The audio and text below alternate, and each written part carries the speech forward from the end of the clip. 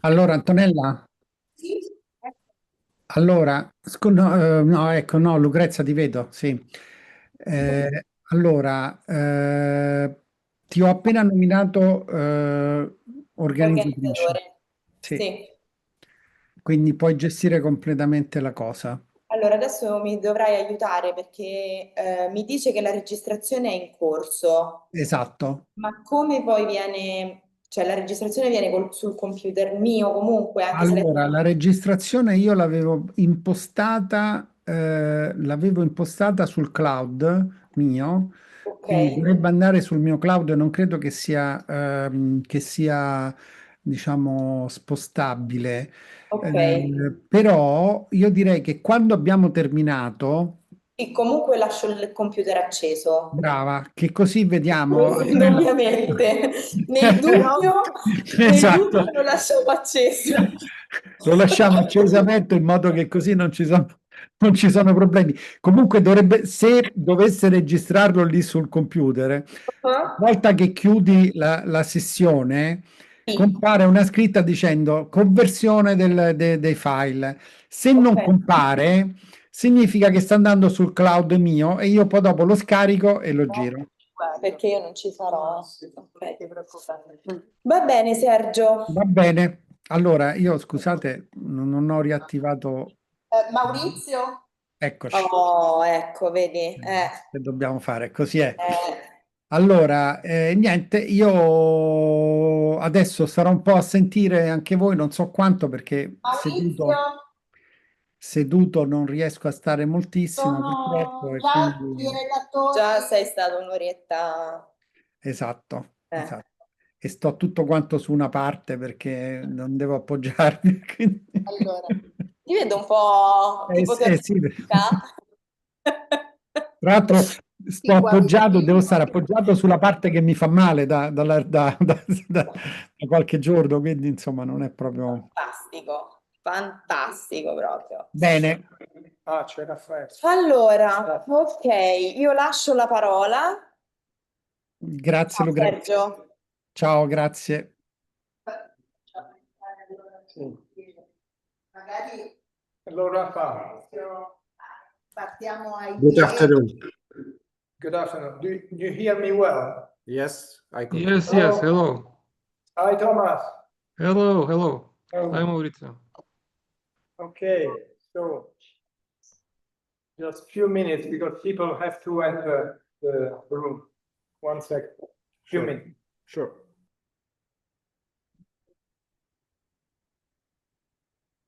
In the meantime, I will tell you that Kaha will join us, but he asked for his intervention, if it is possible, between starting from 5 till 5:30, because after he has a commitment, I think he has a lesson. So we will arrange in a way that it will be possible for him. Okay.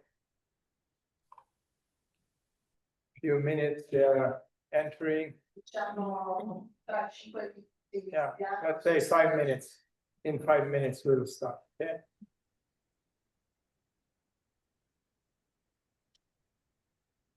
If you agree, we will start with Thomas.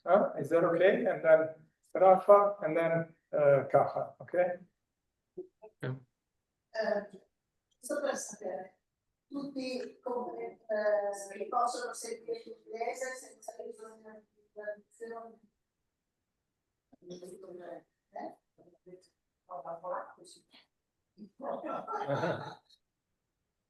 Lituano, georgiano, siciliano. Beh, perché no?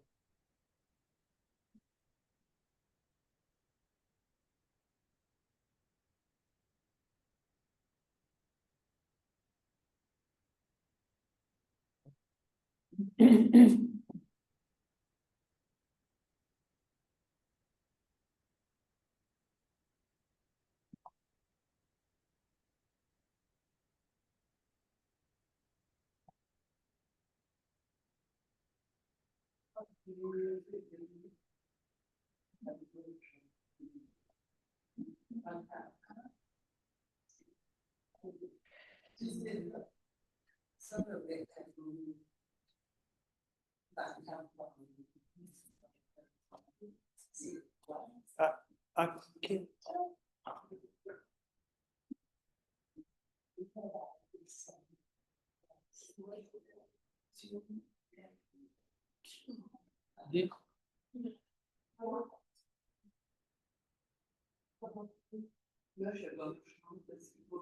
Antonella, dite voi quando volete iniziare, eh? Quando dici tu. 10, Quando direi. dici tu, io non ho problemi. Ok, 3 minuti. Ok.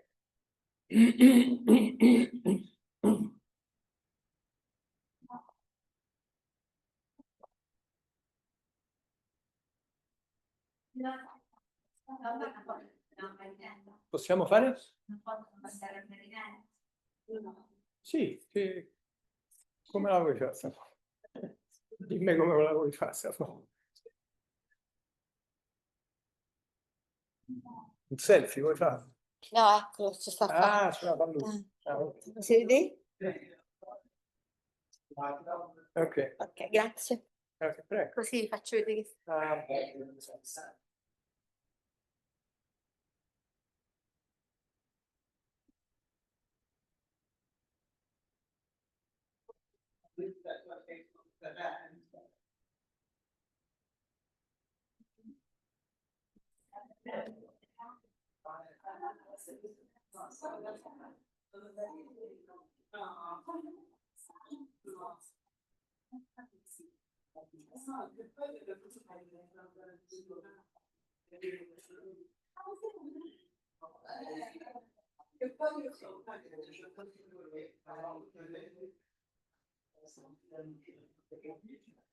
Ah, Antonella, io comincerei così.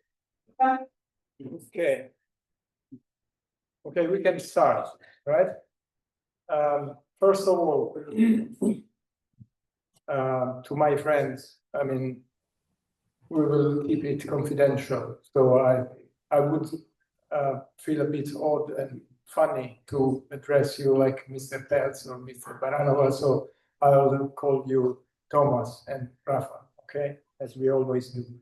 So few words. We'll start with Thomas. Thomas is from Lithuania. He's an expert in public administration, former Director General at the Office of the Prime Minister of Lithuania, with extensive international experience as Deputy Head of the EU mission in Georgia. I was part of it as a legal consultant for the EU, a United Nations Development Program in Armenia, Moldova, Ukraine, and Tajikistan. So a few words of introduction. Thomas, you will forgive me. Of course, you know these things better than I can, but just for our friends as an introduction, Lithuania is a country that regained its independence in 1990 and joined both the European Union and NATO in 2004. It shares 274 kilometers of border with the Russian enclave of Kaliningrad and also bordered with Belarus, Moscow's closest ally. It experienced approximately 50 years of Soviet occupation with mass deportation, suppression of national identity, and forced incorporation into the USSR. The memory is still vivid in families across the country. Many analysts see the Baltic states as Putin's potential new targets, and Lithuania faces a unique strategic vulnerability, the Suwalki Gap, I hope the pronunciation is correct, a narrow corridor of Polish-Lithuanian territory that is the only land connection between the Baltic states and the rest of NATO. If Russia were to seize this corridor, linking Kaliningrad to Belarus, the Baltic republics would be isolated. The Lithuanian response has been remarkable. The country plans to spend 5.5% of GDP on defense by 2030, one of the highest rates in NATO. It has withdrawn from the Ottawa Convention to allow use of anti-personnel mines. It has mobilized and you will correct me if it is wrong, Thomas, over 17,000 volunteers in the Lithuanian Riflemen's Union as a territorial defense force. Former Foreign Minister Landsbergis even warned of specific scenarios such as Russia simulating a breakdown on the Moscow-Kaliningrad train that crosses Lithuania, claiming they need to rescue Russian citizens. Finally, it seems that a national mass evacuation plan is being drafted or is already finalized. Clearly, the country is preparing for concrete contingencies. Latest news tell us that the border with Belarus is closed because of air balloons, right? So, Thomas, we would like you to explain us what ordinary Lithuanians think and feel about living in the current situation. Do they perceive Russia as a real and imminent risk, and what are their feelings toward this cumbersome neighbor? Please. Thank you so much, Mauricio. Can you hear me well? Very well, perfect. Great. Is it possible for me to have an understanding of the audience? I mean, because I only see you and I would like to... Yes, I will try to turn the computer so you can have a look at your... At least briefly, Yeah. so that... I will try.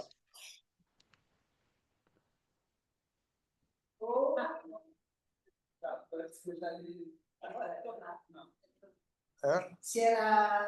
Let me try because there might be problems of connection.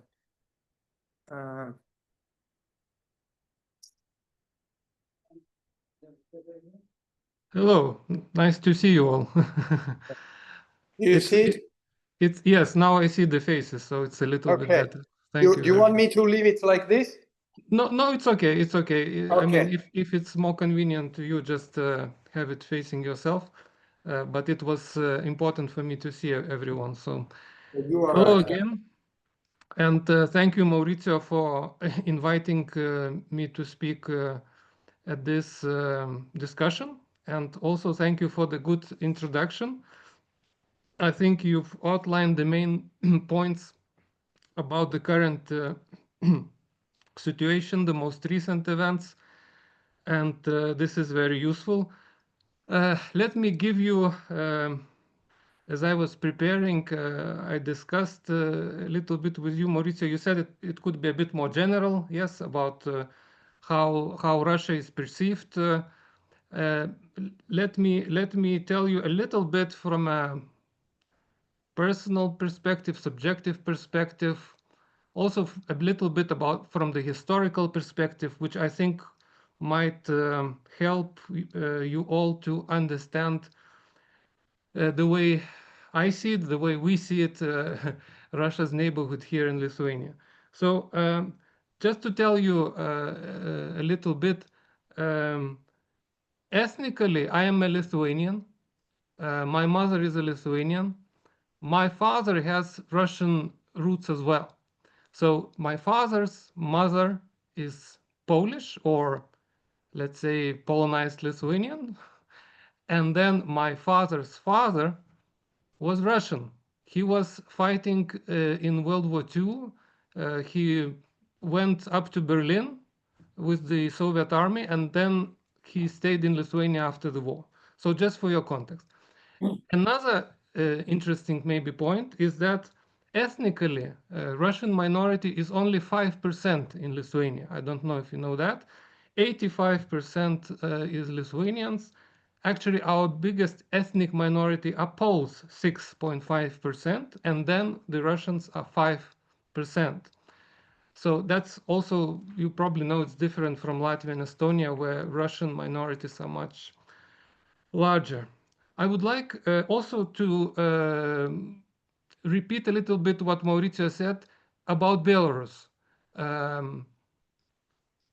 Russia is, of course, an important factor geographically with Kaliningrad, but for us, Belarus is even more important because it's so close to Vilnius, our capital. Actually, I live on the eastern side of Vilnius, and through my window, here, I almost see Belarus. It's 15 kilometers straight line from my window. When there were illegal immigrants, which Lukashenko organized to enter Lithuania, Poland, Latvia, all of our countries, there were helicopters flying, and I could see them to the border right through my window. When there is this recent crisis with the balloons, which are carrying smuggled cigarettes, I also heard yesterday, my daughter heard military planes going to both directions. So just to tell you that this is very, very, very close to me and to us. And Belarus, of course, we consider, as Mauricio said, biggest ally, but we consider a puppet state of Russia. Let's remember that assault of intervention into the northern districts of Ukraine came through Belarus in February 2022. So another point I wanted to make about the general perception, general feeling in Lithuania. Approximately a couple of weeks ago, my older daughter went out with her son, my only grandson, for a walk outside of her apartment. When she left the building, the sirens started sounding. The civil security sirens, She did not know that it was a drill. She did not hear it on the news. So she panicked. She panicked totally. She was trying to look for shelter. She thought it was a real attack, real air raid, bombing or planes or rockets or something. She found some other person who let her in, to come for a shelter, because that other person also didn't know that it was a drill. So this was a real situation a few weeks ago. You can imagine. I called her because I thought maybe she didn't hear, but I was too late. She was already panicked, and then she found out from someone it was a drill. So just a little bit to understand the situation. Now, if we speak about Russia, as Mauricio very rightly pointed out, it was a 50 years of Soviet occupation from 1940 to 1990. But you can also say it was 200 years of Russian dominance and occupation from the end of the 18th century, 1795, until 1990, with 22 years of independent Lithuania between the two world wars. That is important to remember. Why? Because we feel this historical connection very well. Well, first of all, I was born in 1976, so for 14 years I was living in the Soviet Union, and I remember those times very well. The Russian language was always, like, wow, not the dominant, but it was always used together with the Lithuanian language. It was a totalitarian state. You could not speak out your mind. You had to be careful, and so on and so forth. A totalitarian state. I am lucky, and many Lithuanians were lucky. Through my grandmother, I had a connection, a living connection to the Lithuanian independent republic between the two world wars. So she was born in 1927. So for 13 years, she lived in a free and independent Lithuania. So I had, and she was very important in my upbringing. So she was telling me stories about how life in independent Lithuania was. That, well, it was not a hugely rich state, but it was a rather well-to-be state. And the Soviets, when they came, they did not bring us civilization. They brought us darkness and oppression and basically a totalitarian state. Similarly, when Lithuanian-Polish common state was partitioned in 1795, Russia did not bring us civilization then. Did you know that we our common state had the first written constitution in Europe, before the French Constitution. Same year, but before. The second oldest constitution, written constitution in the world after the United States. Those constitutions had in themselves separation of powers, rule of law, constraints on the monarchy, the modern reformist elements, which were, let's say, driven by the Enlightenment and all those ideas. And then we became part of Russia, which was an absolutist monarchy with a totally centralized power with the Tsar, which in the 19th century abolished our alphabet, our Latin alphabet. We had to write in Cyrillic for 40 years in the 19th century. And all those oppressions and the enslavery of peasants until 1861, I think. So all those dark, I would say, in a way, barbaric cultural elements that did not civilize us, but on the opposite, were always dragging us back. So that's a context. And that's a living memory of myself, my family, which goes back to the last century, but you could also say a couple of centuries back. So what were the, also what is very important, what were the, let's say, effects of the last Soviet occupation? Deportations, for example. There was 150,000 approximately Lithuanians were deported by the Soviets. 1940, that is before the German invasion, but also after, from 1944, 1945, and so approximately 150,000. That's about 5% of the total population. 50,000 people went out to the forest to fight the Soviets after World War II, from 1944 to 1953. I don't know if you know that. That was one of the biggest, one of the most massive resistance movements. Occupation was not only military, it was cultural and linguistic, as I said.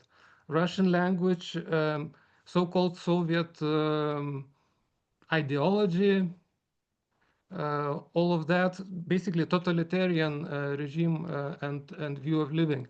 And all of that, of course, took a big toll on us for those 50 years, from 1940 to 1990. So in a way, if you want to understand our view of Russia, I try to give you a bit of this historical perspective. And just to summarize, Russia has no soft power with us, none.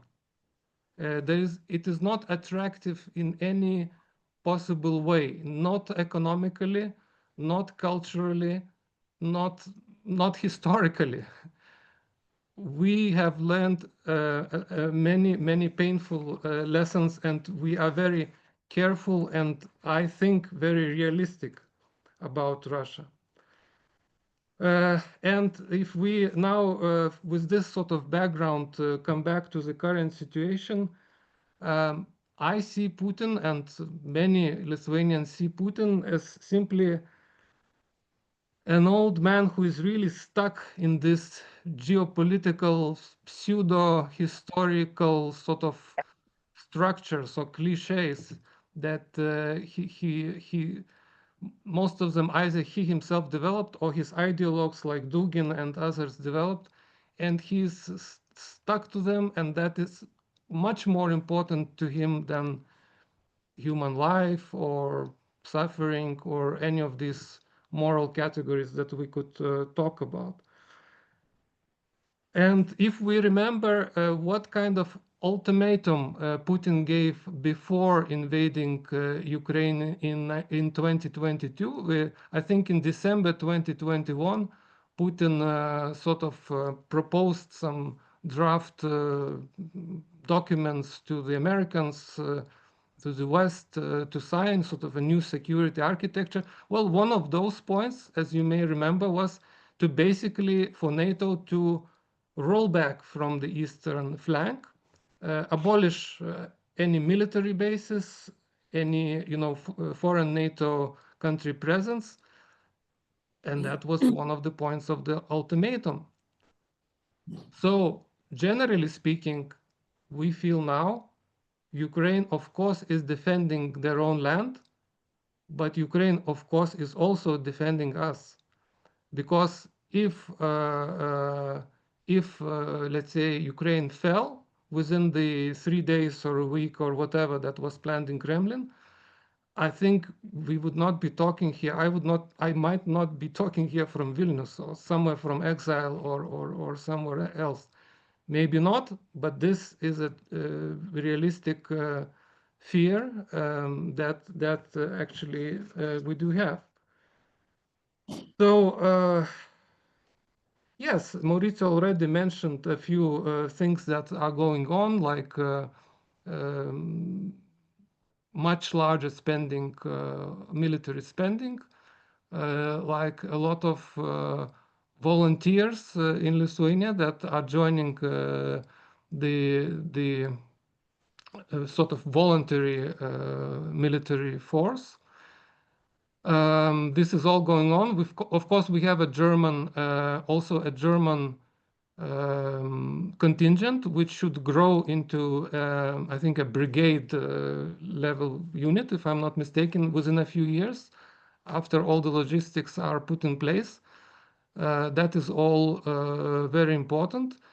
And Maurizio also pointed out, security-wise, of course, the Suwałki corridor is very important because it's a very, let's say, vulnerable point. I remember before Putin invaded, I was looking at the map and I was looking at Mariupol, and I was looking at this stretch of land which separates Crimea from the Russia itself. And I was suspecting that this would be, of course, not only Donbass, but this would be also a direction of their attack, and it was, and it was. So Suwałki corridor would also be geopolitically, maybe whatever, geostrategically, I don't know what word to use here, but for Putin would be also useful to have this connection to Kaliningrad in some way.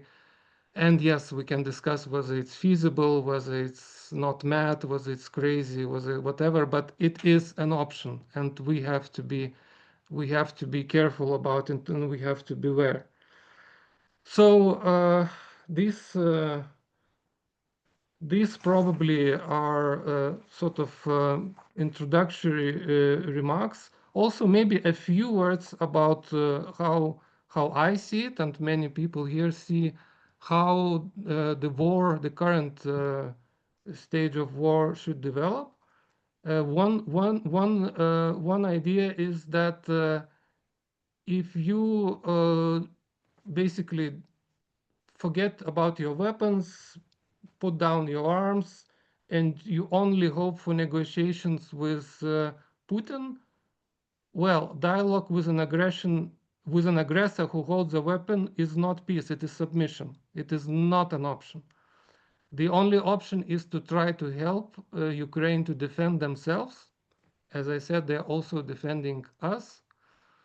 And of course, there should be some kind of political agreement. Of course, there should be some kind of negotiations, but on the terms that Ukrainians accept, and with all the help, the military, diplomatic, economic, and all the other help that we can provide to them, because this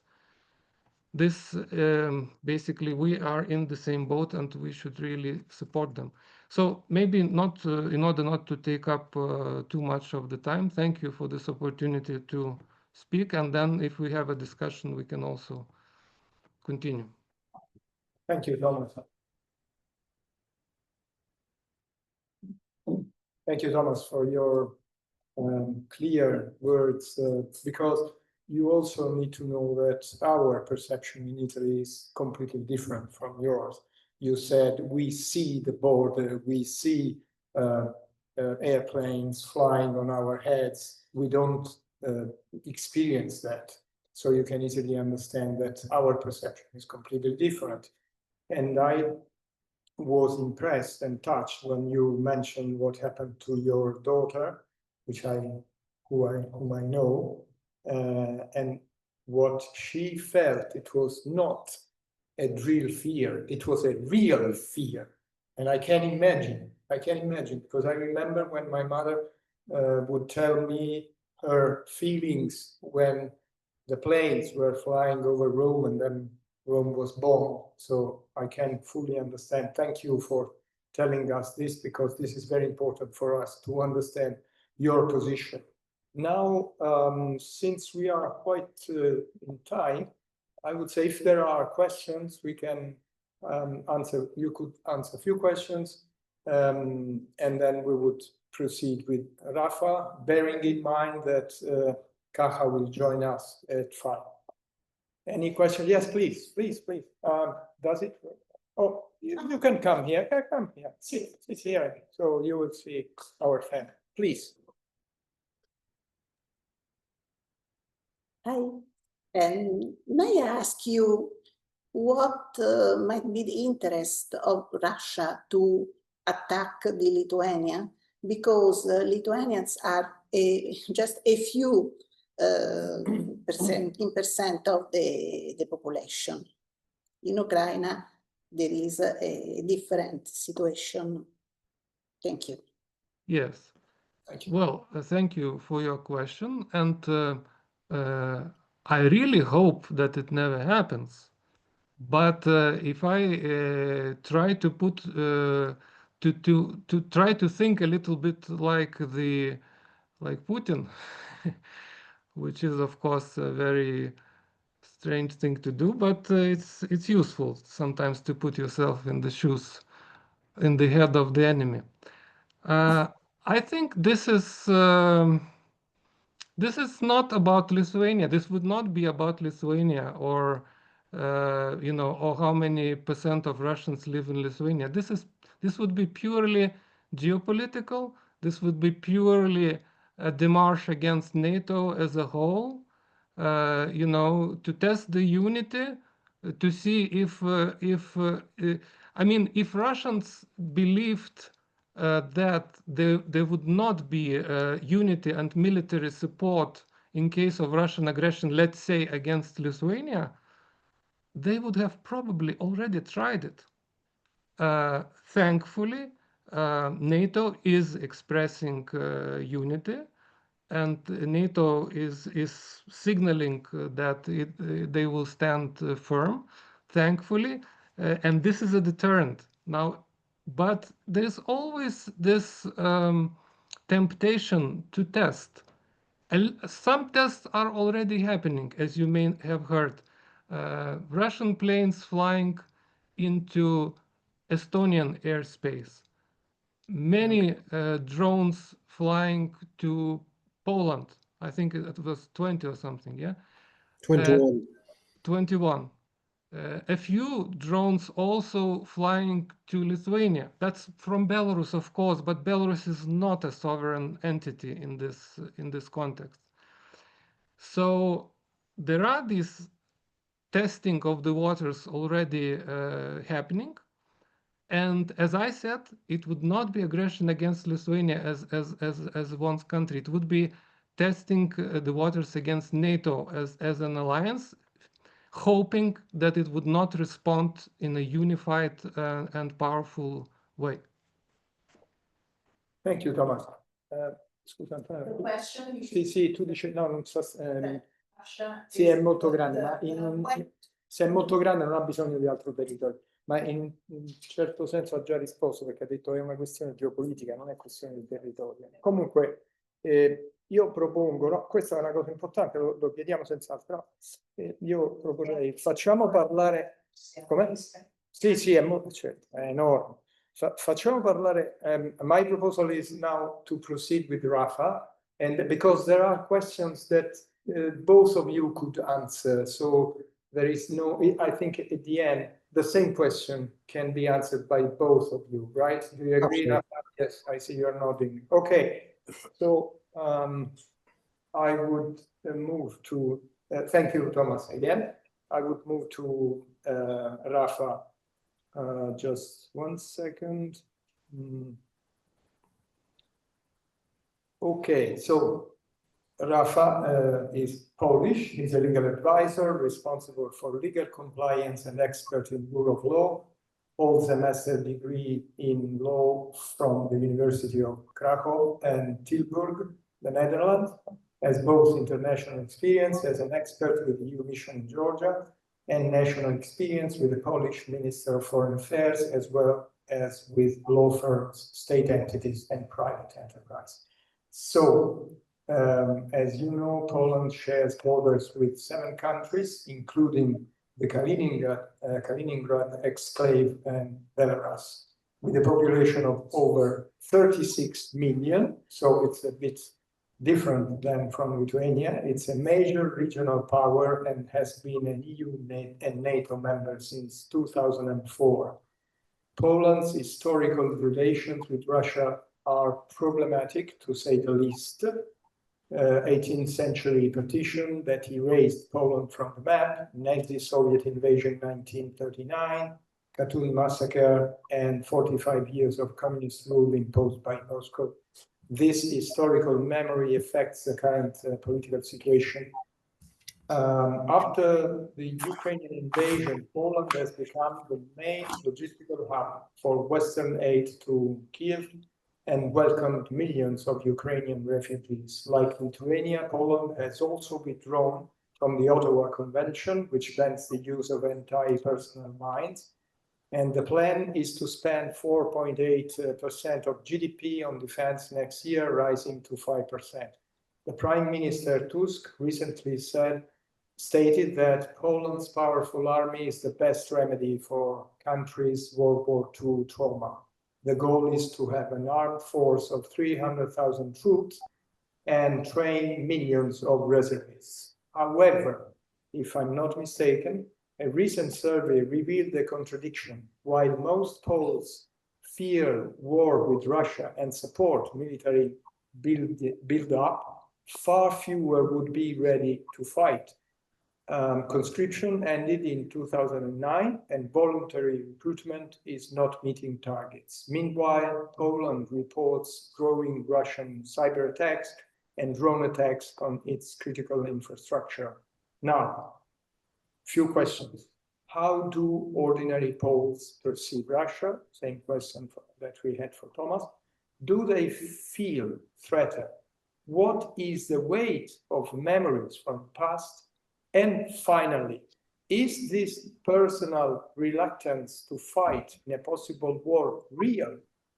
Is it limited to young generation? And what are the reasons for that, Rafa? Thank you very much. Thank you, Maurizio. Buon pomeriggio, everyone. It's really been a great pleasure to take part in this event with great educational value. And I really appreciate having this opportunity to speak and to present my perspective along with Thomas and Kaha on our and on my nation and my country attitude towards Russia. And my plan is also, same as Thomas did, to show you different perspective, to show you historical perspective and historical, Maurizio call it memories, historical circumstances, which at the end will lead my presentation to where we are now and why Polish nation, Poles, Polish state feel what they feel towards Russian state, and Russians as a nation. And I will also include in my presentation a bit of my personal opinion, personal perspective, and personal experiences which probably I don't have that strong and feasible, tangible as Thomas has, because Poland is a bit far from Russia, and Warsaw, where I live, is a bit far from Russia and Belarus. So I don't hear the helicopters, I don't see the drones flying over my head. But still, I have my different perspectives and different experiences regarding Russians and relations between Poland and Russia.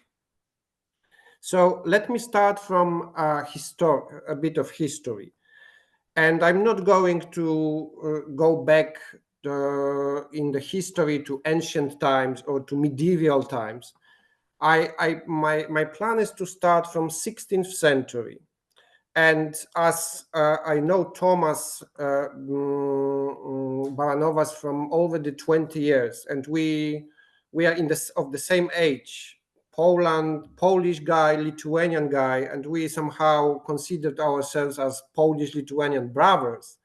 This is the same what happened in 1569, when Lithuania and Poland combined their states into one great state of Poland-Lithuania.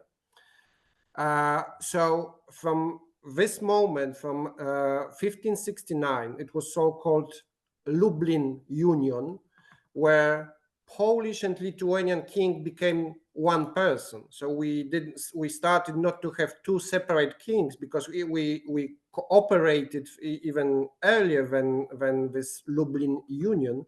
But from this moment, there was one state and one king, one parliament. Everything was together.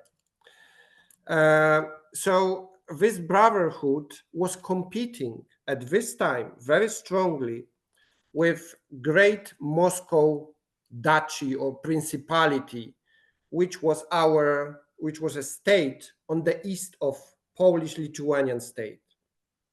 And it started around this competition started around 15th, 16th century, but the Polish state, Polish-Lithuanian state, became stronger and stronger after this Lublin Union, and there was like a regional great local power in this area, and it was competing very strongly with Moscow Duchy.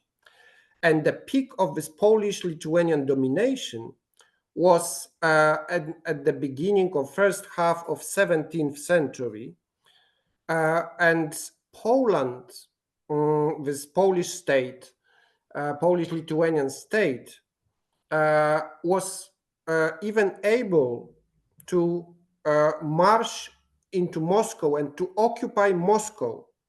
In 1610, Polish flag was over Kremlin, and it was the only moment in the history of Russia when there was another flag over Kremlin, because Polish troops managed to occupy Kremlin and Moscow for 2 years, and there was Polish flag over Kremlin. So this was the only case in the history of Russia, and they hate this moment. And in 1612, they regain Kremlin, Russian troops regain Moscow.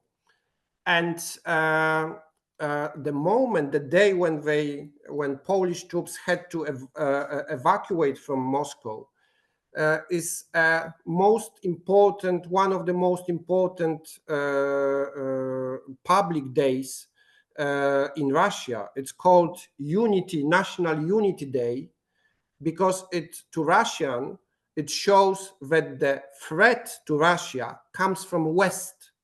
So they celebrate 4th of November, the National Unity Day, and this was the moment when Polish troops had to leave Moscow. They were somehow beaten and expelled. So for Russia, the threat was always from West. And since this moment, since around mid of 17th century, Russian state was becoming stronger and stronger, while Polish and Lithuanian state was becoming weaker and weaker. And as Thomas already mentioned, it ended and resulted in partitioning, in separation of Poland. Poland and Lithuania disappeared from the map of Europe from 1795. And for 123 years, Poland and Lithuania was not on the map of Europe until after World War I, 1918, 1919. Poland and Lithuania was taken out of the map of Europe. However, during these 123 years, there were uprisings in Poland against Russia. 1830, so-called November uprising. Then there was another one in 1861, so-called January uprising. Both of them were very brutally suppressed. There was a lot of repressions. There was a so-called Russification of Polish nation. Even at this time, Polish troops and Polish soldiers joined Napoleon Bonaparte, who in his fights against Russia. So Polish people were always trying within this 123 years to regain independence and to be to raise their voices against Russia. Then when Poland regained independence in 1918, Russia was already after revolution, October Revolution, and the plan of Russia at this time was to conquer the whole Europe.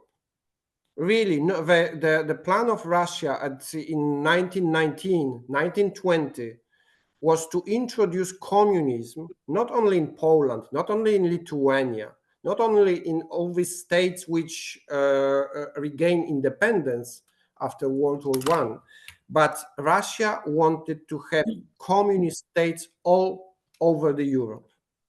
And there was a great battle in 1920. It's called Battle of Warsaw, or Miracle on Vistula, because this was Polish troops and Polish soldiers against full Russian army.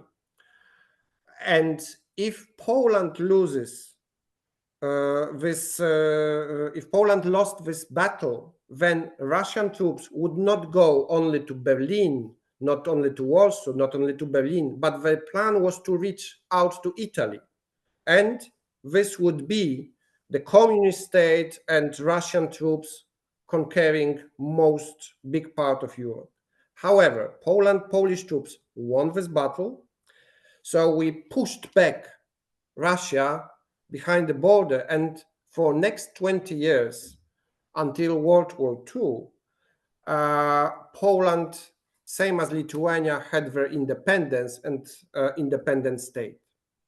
But Russians do not forget, and Russian state,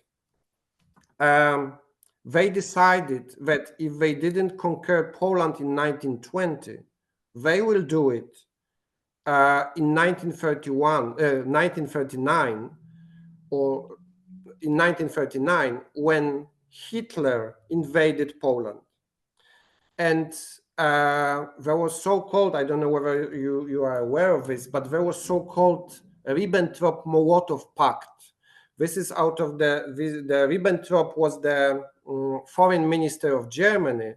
Molotov was foreign minister of Russia. And they had a very confidential secret pact that when Germany will invade Poland, Russian soldiers, Russian troops will invade Poland almost the same time from the east. So the plan was as in 1795, again to partition Poland, not to let Poland exist on the map of Europe. And it happened on 17th of September 1939, where the Russian troops invaded from the east. And this was, as Thomas called it, a really dark moment of Polish history, because Germans are considered to be beasts during this war, but Russians, they were even worse. Let me just to mention the Katyn case. I don't know whether everybody is aware of what happened in Katyn, but in 1940, Russians in the south of Moscow, they killed 22,000 of Polish intelligence, of Polish high-ranking officers of the military. One by one, they were killing them in the woods, in the forest of Katyn, shooting their heads from behind.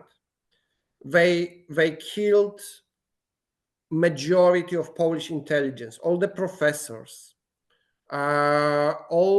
almost everyone who represented the who had higher education was taken by Russians, and most of them were killed in Katyn.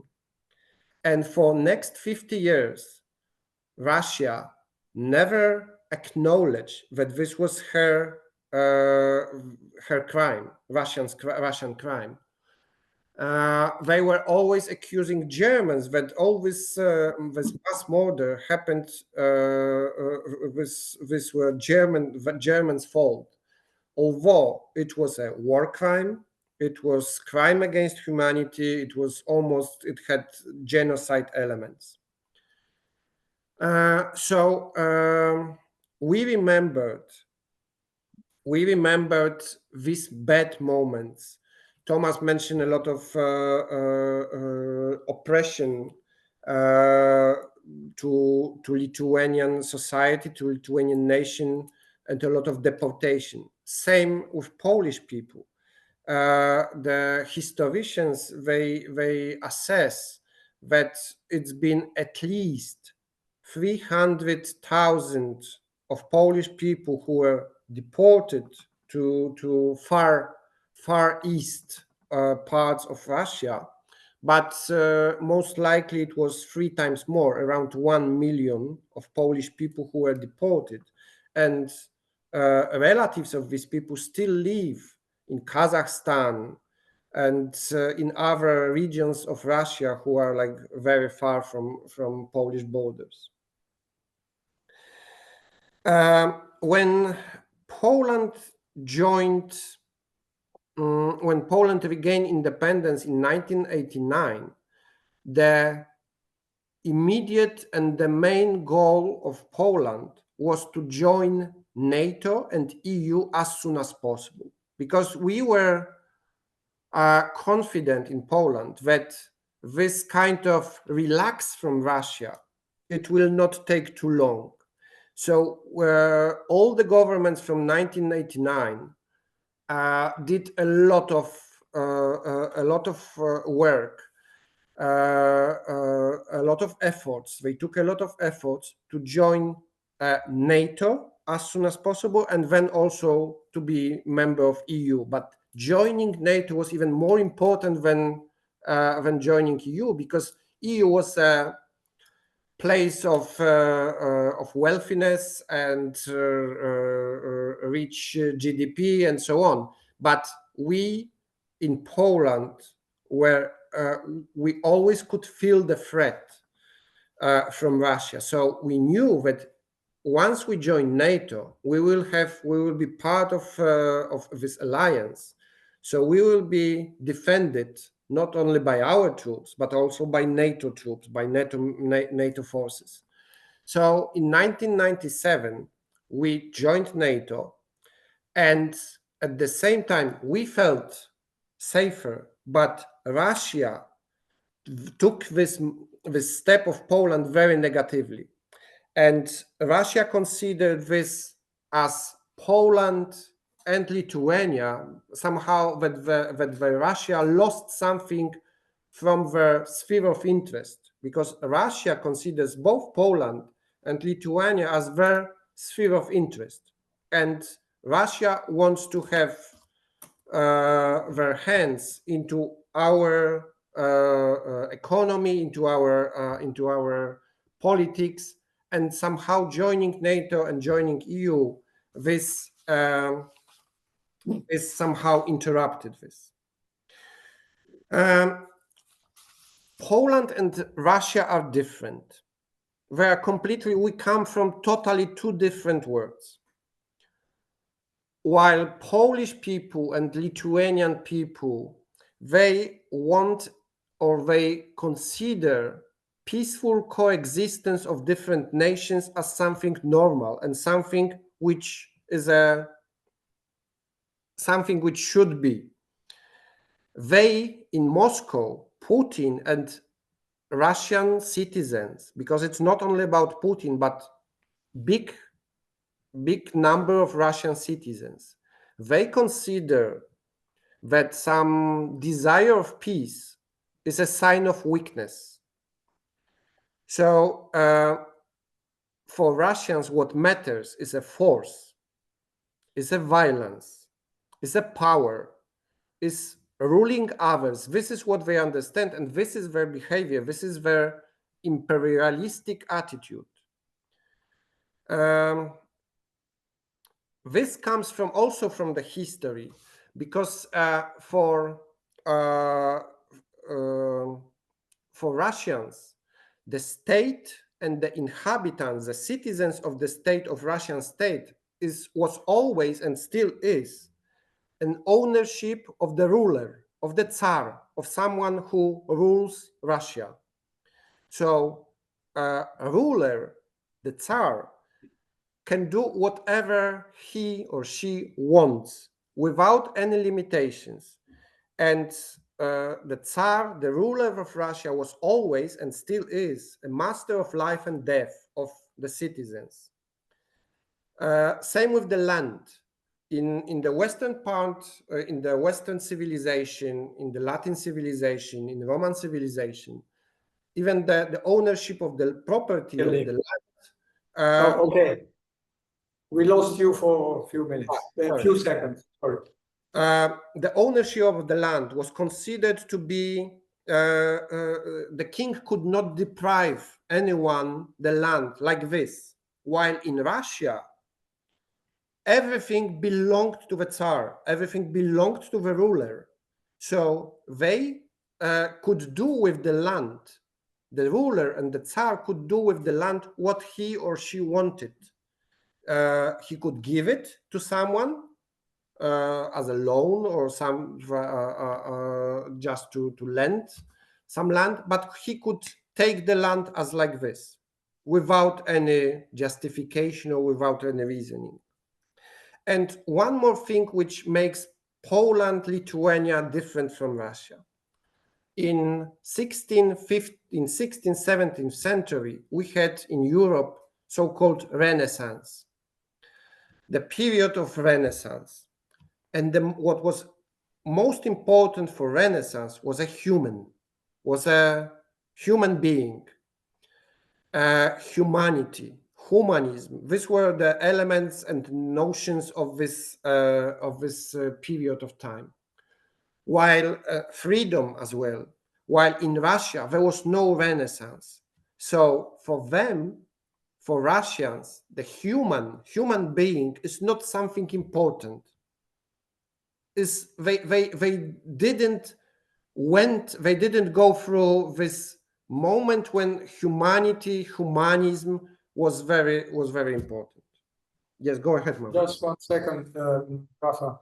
You will have opportunity to finish up your speech, but since Kaha joined us, and I know that Kaha has limited time, is that right, Kaha? No, I'm available, so you can proceed. Okay. Yeah. So, okay, so we can continue, huh? You can stay with us. Huh? It's very important, your presence. Thank you very much, Kaha. Sorry, Rafa, you can. Sorry, Rafa, you can. Thank you, Maurizio. I promise not to take too much time. Just a couple more minutes. No, just 1 second. Let me say something because. Yeah, sure. Okay, I think that both your contributions so far are really unavailable. They're precious because, okay, someone might think, okay, but we know that no. The way we describe the history of our countries tell a lot about ourselves. And this is extremely important. So thank you, Rafa. Thank you, Thomas, for what you are doing. So please, Rafa, finish your speech. Thank you. Sì. So Abbiamo tempo adesso. we are also not like Russians, because Russian is like Russia. Poland is not like Russia, because Russia is an authoritarian state with no mass media, no freedom of speech, no freedom of protesting. It's very much corrupted. Even no private companies, actually, because most of the companies are state dependent somehow. 60%, I don't know whether you are aware of it, 60% of the posts, functions, positions, whatever you call it, in Russia are state dependent. So employees are 60% of Russian employees are actually state employees. There is also still in Russia like spies and informers everywhere. The special forces, they have informers everywhere. So this also makes Russian citizens being very much dependent on the state. And somehow this is why Russian citizens, they support the state, because they are also afraid. And they do not know this freedom of speech or free media, for instance, as we have in Italy, as we have in Poland, as we have in Lithuania. They know what state propaganda says. This is what they know. Can I just let me give you one example that in Russia, you cannot speak about cutting because it's under punishment of prison. You cannot speak freely about Ribbentrop-Molotov Pact between Nazi and Stalin's Russia, Soviet Union. You cannot speak about it because it's also under the imprisonment penalty. So what Stalin is a hero for most of Russians, despite the fact that for Lithuania or for Poland, Stalin was someone who was occupying our countries for more than 50 years. So this is the history. And based on this history, and based on the current situation, which we feel in Georgia and Lithuania, in Poland, the history towards Georgia, the war with Georgia, the war with Ukraine, the invasion of Ukraine, this results in the huge level of dislike towards Russian state and Russian citizens. I checked the latest polls, public opinion polls from this year, February this year. And I can with pleasure say that Polish people, the nation which they like the most around the world, are Italians. 60% of Polish people love Italians. They like. They don't know Italian. Because they don't know Italian. Maybe they why, but they like Italian food. They like Italian judges. They like Italian lawyers. They like Italy. The second is US. The third one is Spain. More than 50% of likes. On the other side of the scale is Russia and Russian nation. 72% of Polish people dislike Russians.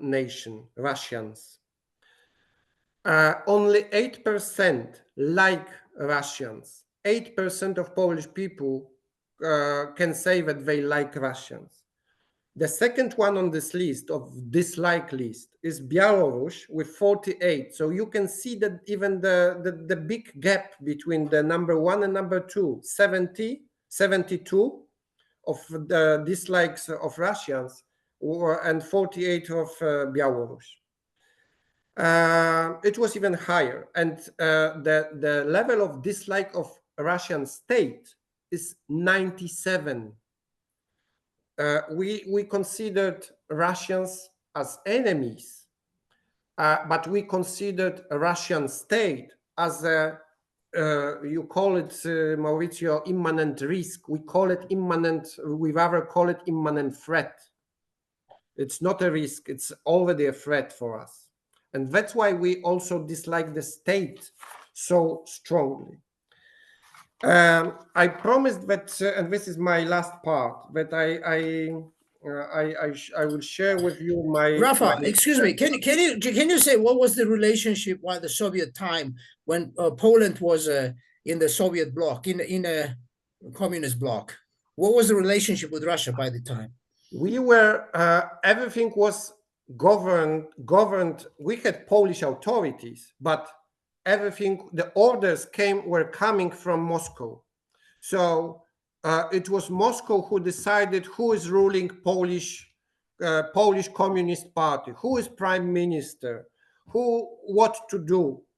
And even in 1980, there was a so-called war state and civil war in Poland, solidarity against Communist Party, but also the orders to introduce to start the civil war, to introduce the war state, came from Moscow.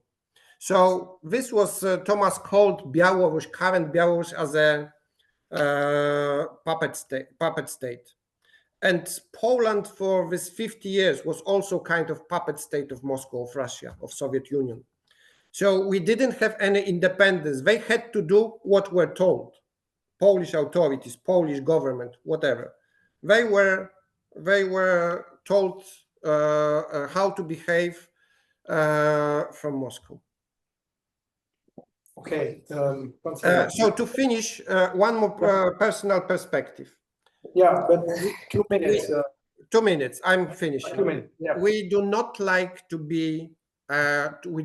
Polish people do not like to be considered or somehow considered as Russians, which happens when you go abroad. We look quite often the same, blonde hair, similar faces, and so on. And very often it happens that someone speaks to us in Russian, considered us as Russians. And this is for Polish people to whom I know, this is something very offensive and offending. So we really do not want to be even somehow considered as Russians. Thank you very much, Rafa. So you have a question? Yes. Yes, okay. May I?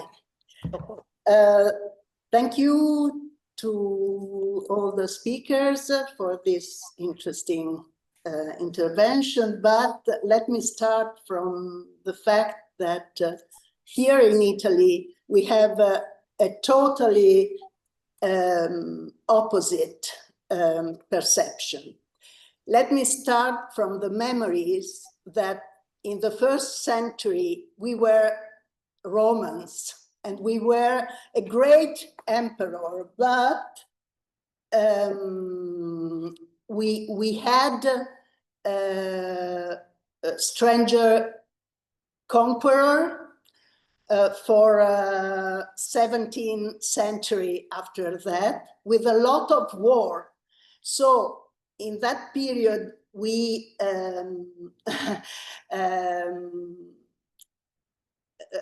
matured a very peaceful attitude toward foreigner. So what you have told us, it's quite astonishing for us, because you told of enemy, where the European Union was born after the Second World War for a peaceful situation, for good relationship with the country in the border, and now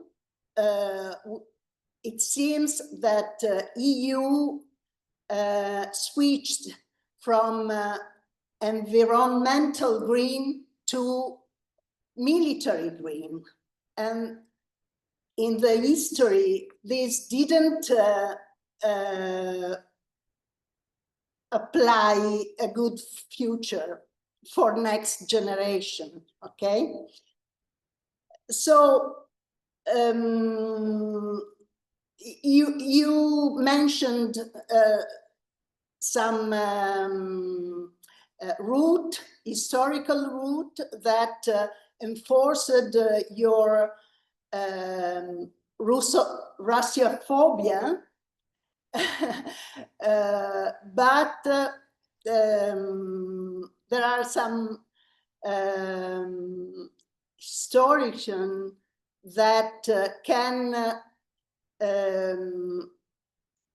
apply some different argument from what you said. For instance, in the Second World War, 27 million of Russian people were killed to get Europe to put an end to Nazis.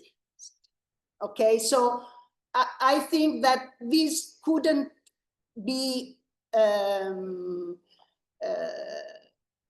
this should be taken in account. Okay, so just to pass to a question, if artificial intelligence does not deceive me, Poland is the country that has invoked Article 4 of NATO 3 times on out of 9. Okay, so Poland is the country that has invoked most the Article 4.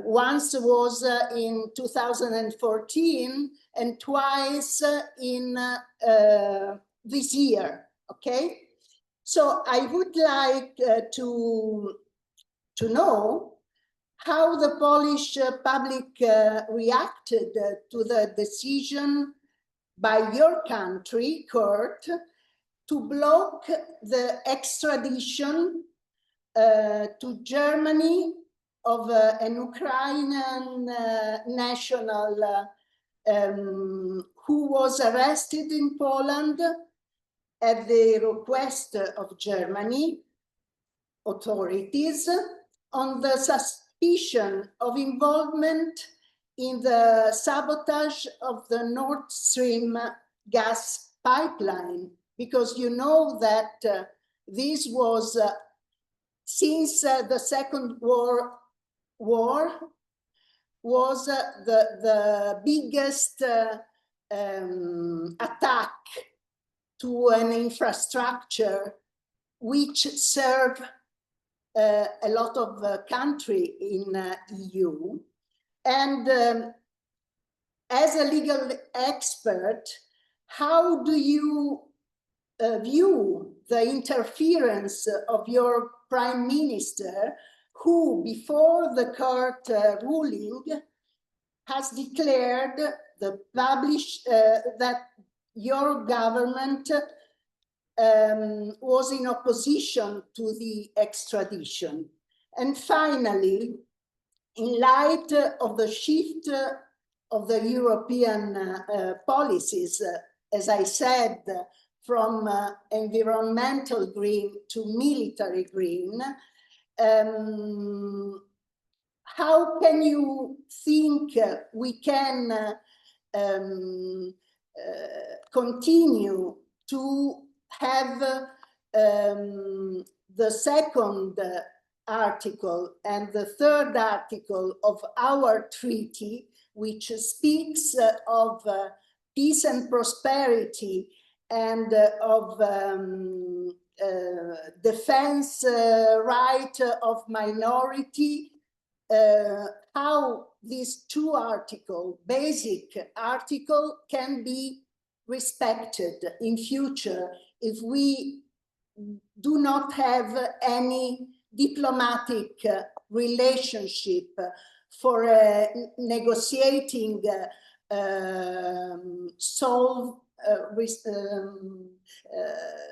resolution of the war in Ukraine. Thank you. Mi dispiace se ti ho disturbato. No, non è disturbato. No, non mai disturbato, ma il punto è, non dobbiamo convincere loro che stanno nel... Ma lo scambio ci può essere, ma ci può essere, ma dobbiamo ascoltare come la pensano. Ma per un'ora, ma ci perdiamo il georgiano, che è la cosa importante. We can hear you, Maurizio, and I can understand Italian. Yeah, I know, but don't say that you can understand, Gaha. Huh? You really don't. Ho capito tutto. Officially, you don't. Don't forget. Okay? All right. So, please. No. Let's let Rafa and Thomas answer these questions. I also have questions, but I will wait to ask my questions. Please, Sure. but be concise, because we have Kasia, sure. We have other. Please. Okay. Thank you. So thank you for these questions, very interesting ones. I fully understand that you have a different perspective, and I do not object. It's rather normal that from different places and from not knowing fully all the circumstances of different situations, we have different perspective, and they are differently presented in different countries, also depending on the, for instance, sources you search for the information. Regarding the question on the sabotage and extradition, I do not know the files, the records of the case, of course. So I can say what I just heard from the official channels presenting the situation, and of course, Prime Minister Tusk saying that Poland does not support the extradition should rather be limited, and this kind of statement from Prime Minister should not happen. But of course, on the other hand, Polish courts are independent. So Prime Minister presented rather political point of view, and he said he didn't say that we will not do the extradition even if the court ruling says so. He said that Polish government does not support the extradition. That's one thing. Sorry, but you know that extradition, the last word stays with the political power. Sure. So the court can say it's legal if you want to do it. For me, they can go, but still the government has the power to say no. Sure, but most likely the court verdict, and this is what I'm almost confident, court verdict would be obeyed, and would be the Polish government would go as the court verdict. This is their policy. So and this is quite clear that this is somehow also, of course, political game, but Polish government goes as the court says, and they would not object. What are the reasons for this is that the court ruling was that this happened, and the main grounds of the decision of the Polish court was that it didn't happen on the German sea water, whatever you call it, in the sea area of Germany, but it happened on the international area, and that's why there is no right of Germany, no direct right of Germany for this person to be extradited to Germans, because it didn't, this part where it happened, this sabotage of the pipeline, it did not happen on the water of Germany, but on international water.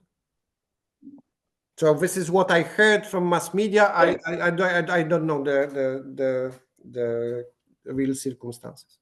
Okay, what you said, it would open a legal discussion. So, I mean, we can have different opinions. Thomas, you want to say something? Then we will pass to Kaha. Very briefly, as I understand, time is already an issue. I don't want to dispute some of the things that were said in the statement. Yes, of course, many Russians, as Ukrainians, as Kazakhs, as other nations, as representatives of other nations who were part of the Soviet Union at the time, they lost their lives fighting Hitler. Yes, by the way, Ukrainians as well. That's true. We have to honor their memory. But I think what me and Rafael, what we did, we shared our perspective. And I hope you understood from it that this is a question of security, not only national security, family security, personal security. I hope we conveyed this message to you. And if we live in a union of solidarity, which is the European Union, it would be nice to for you to also listen to us and to what we are saying. So thank you for this opportunity, and I hope that this today's discussion will contribute to better understanding. Thank you. Thank you very much. Now I will pass the floor to Kaha Tsikarishvili from Georgia. Kaha is a Georgian professor of criminal law at Tbilisi State University, former member of the Disciplinary Commission for Ordinary Judges in Georgia, with extensive experience as a legal expert, including work with international organizations such as the United Nations Development Programme and the EU ESDP mission to Georgia, where we were together. And since we are running out of time, I will just summarize without reading this the recent events in Georgia. First of all, I want to underline that among the countries that are represented here, Georgia is the country that waged a war against Russia in 2008. And at the time when we were there in 2004, the government was pretty much West-oriented. Then there was a shift and things changed. And now this Georgian Dream ruling, we can say ruling party, seems to be, or it is perceived and labeled by the opposition as being pro-Russia. And there are protests in Georgia ongoing. And basically there are one of the reasons why the government is labeled as pro-Russia is this so-called Russian law limiting the NGOs, obliging them to register when they are funded over 20% by foreign governments or foreign donors. So I would ask Kaha to tell us how the population in Georgia perceives Russia and what security means to Georgian citizens, and whether there is a debate about neutrality versus Western integration Of course, Kaha, you are free to say whatever you want within the time that we allotted, we agreed upon. But before giving you the floor, I would like to say something. You will tell me if you agree or not. My impression is that in Georgia, Russian people is not perceived as an enemy. So your attitude is more towards the government, towards the foreign policy of Russia. But you have a tradition of being intermingled with Russians. I remember Russians were in Georgia. They were neighbors of my wife, that they were Russians, and nobody had anything against them. And I think it's still like this, but you can tell us more about that. Thank you. Okay, thank you very much. I'm going to make two corrections. Okay, Mauricio has introduced me, so I won't say anything more about myself. I would just make two corrections. One about my career, and I don't teach in Tbilisi State University, but I teach in GPA, which is Georgian Institute of Public Affairs, and I also teach in Georgian National University. And I will also say something about the Georgia's war against Russia. It's not. It would be. You know, there's a debate. There's a debate about Georgia, about who started the war. There's a long debate about who actually started the war in 2008 with Russia. And some politicians have said that Georgia has started and Georgia has fired the first bullet and whatever. But I personally don't think that this is this is a crucial issue, who fired the first bullet, because it was an ongoing rivalry between Georgians and South Ossetians, and you know, it was an ongoing conflict, and it really doesn't matter who fired the first bullet. The point is that in Georgia, there's no debate in Georgia that Russia occupies our territory. Russia is considered as an occupant state, and that's the fact. And even more, they are considered as a creeping occupation, which means that they are expanding the occupation. You know, from time to time, they're expanding the borders, and which causes the great irritation of the Georgian people and the great dissatisfaction, and yes. So basically, before I just want to say a couple of things about a couple of words about the historical relationship between Georgia and Russia, but just to finish this part of the war, this is something. The war between Georgia and Russia. It happened not only once in recent years, but it happened twice. Actually, even after the breakup of the Soviet Union, when we lost our territories, Abkhazia and South Ossetia, there was a war, and we think, and historically there is a proof that it was instigated and it was supported by Russia. So actually, we think that we fought with Russians not once, but two times. One after in 1991, 1992, and the second time it was 2008. So basically, as a consequence, we lost our territories, and now they are recognized by Russia as independent states. Actually, Russia recognizes them as independent states, and there's a few more recognitions from several countries. Which are pro-Russian countries. Okay, and now just to start a couple of words about history, because I heard a lot of historical, and I liked it very much because I'm not an expert of history. Frankly, I have not studied history probably after school, so I can't say that I'm familiar with this developments very much. But with the Georgian history, of course, I know the Georgian history, and I can say a couple of words about the historical relationship between the Russia and Georgia.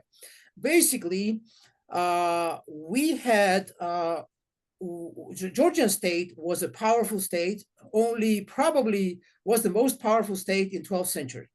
I mean, we have our golden times.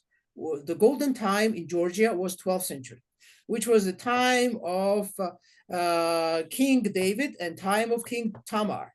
That was a time when Georgia has successfully fought against the Turkish Seljuk Turkish Empire.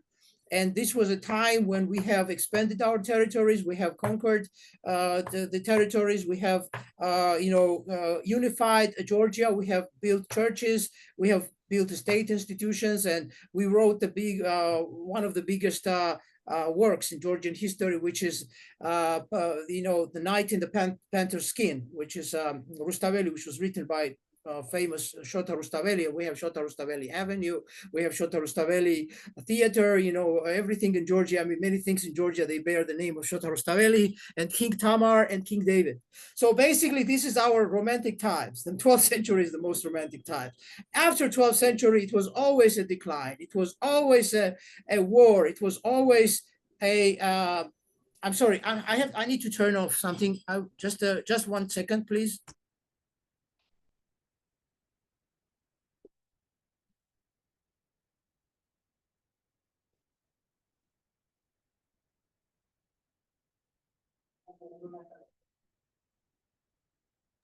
So after this 12th century, the Georgia was always in the terrible times historically, because we had so many aggressive neighbors. We had internal conflicts, and we always had a declining period.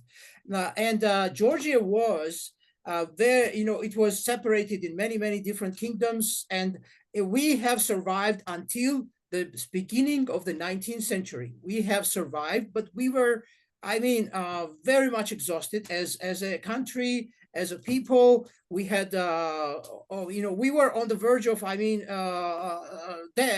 were almost on the verge of extinction, I would say. However, in the 19th century, there starts the history with Russia. So the Georgian king, Heracles, he signed a treaty with Russians in the beginning of the 19th century, and this was a Treaty of Georgievsk, and it was stipulating that it would keep Georgia as an independent state. It would keep Georgian states as independent states. However, after the signature of this treaty, the Russians have abolished everything, the Georgian states, the Georgian kingdom, Georgian church, out of the independence of Georgian church, and we became part of the Russian Empire, the completely one province of the Russian Empire. So in Georgia, there are debates about whether this was right, basically whether this was right to sign such a treaty with Russia, or it was not right. There is always a debate. However, I think most people agree that we would have terrible times if we did not sign this treaty with Russia, because we were constantly occupied by neighboring countries, by Turkey and by Iran. And we were constantly attacked, and we had a lot of invasions from them. So basically, so to say, then we became part of the Russian Empire for 2 centuries. Basically, for 2 centuries now, we are part of the Russian Empire. And we had an independence, short period of independence in from 1918 to 1921, like a short history of independence. And when Georgia declared independence, then it was occupied again by the Soviet Union, and then we became part of the Soviet Union. Now, as part of the Soviet Union, okay, of course, we have memories. We have a lot of memories. My generation has a lot of memories, but the young generation has no memory of the Soviet Union. But my generation has mixed memories of Soviet Union. We remember a lot of good things. A lot of movies, Georgian movies were created under Soviet Union. A lot of cultural activities, a lot of cultural exchanges with Russia. We remember the Russian movies. We remember, Russian, Russian poetry, Russian literature. You have everything, a lot of cultural exchange. So basically, this is the reason I'm saying it, because in my generation and in the older generation, the feelings about Russia are mixed. There are good memories and there are bad memories. Good memories from the old Soviet times, the like cultural memories, you know, from yes, and bad memories, particularly that's about the war. It's about a war in South Ossetia, the war in Abkhazia, the separation, the occupation, the killing of Georgians, the deportation of Georgians, the expulsion of Georgians from all these territories. So we basically lost these territories. Now they are de facto occupied by Russia. That's why in Georgia, when you talk about something, you can, in Georgia right now, you cannot have a pro-Russian political party. There is no, I mean, officially, I think there is no pro-Russian official political party. Even if you are in politics, you cannot be officially pro-Russian. It's in Georgia, everything which bears the name of Russian, it's already negative. It's already negative because of this story of occupation and because of the story of bad historical things about Russia. Because not only this occupation of separate territories, but also the Soviet occupation of when we lost our independence in the beginning of 20th century and so on. Basically, just to summarize this part, in Georgia, if you say something is Russian, it means that you are describing it in a negative terms. If you say something, this is a Russian law, that's something terrible. If you say it's a Russian idea, it's something terrible. If you say it's a Russian methodology, it's something terrible. So everything which is Russian, basically, right now, it has a negative connotation in Georgia, and that's why even the Georgian government, which is current Georgian government, which is which has a reputation of being pro-Russian, they cannot say it officially. They cannot openly or publicly say anything in support of Russia. They are restricted by all these public resentments against Russia. Okay, now when it comes to the current situation, and when it comes to the Ukrainian war, when it comes to the war in Ukraine, when the war in Ukraine has started, the Georgian government has taken more or less a clear position in favor of Ukraine. And they said, okay, we support Ukraine, and we do something. We should do something in support of Ukraine. We are sending some money. We are sending some equipment or something. But they said, no, we are not going to support any military assistance. We're not going to do any military assistance. We're not going to send troops. We're not going to adhere to the sanctions against Russia, because we're not going to join the sanctions against Russia, because this is going to involve Georgia in the war. This is going to involve Georgia in the war. So that's what they said. There was a negotiation. There was a point about the flight with Russia, because you know that the flight with Russia was completely. The flight with Russia was completely abolished.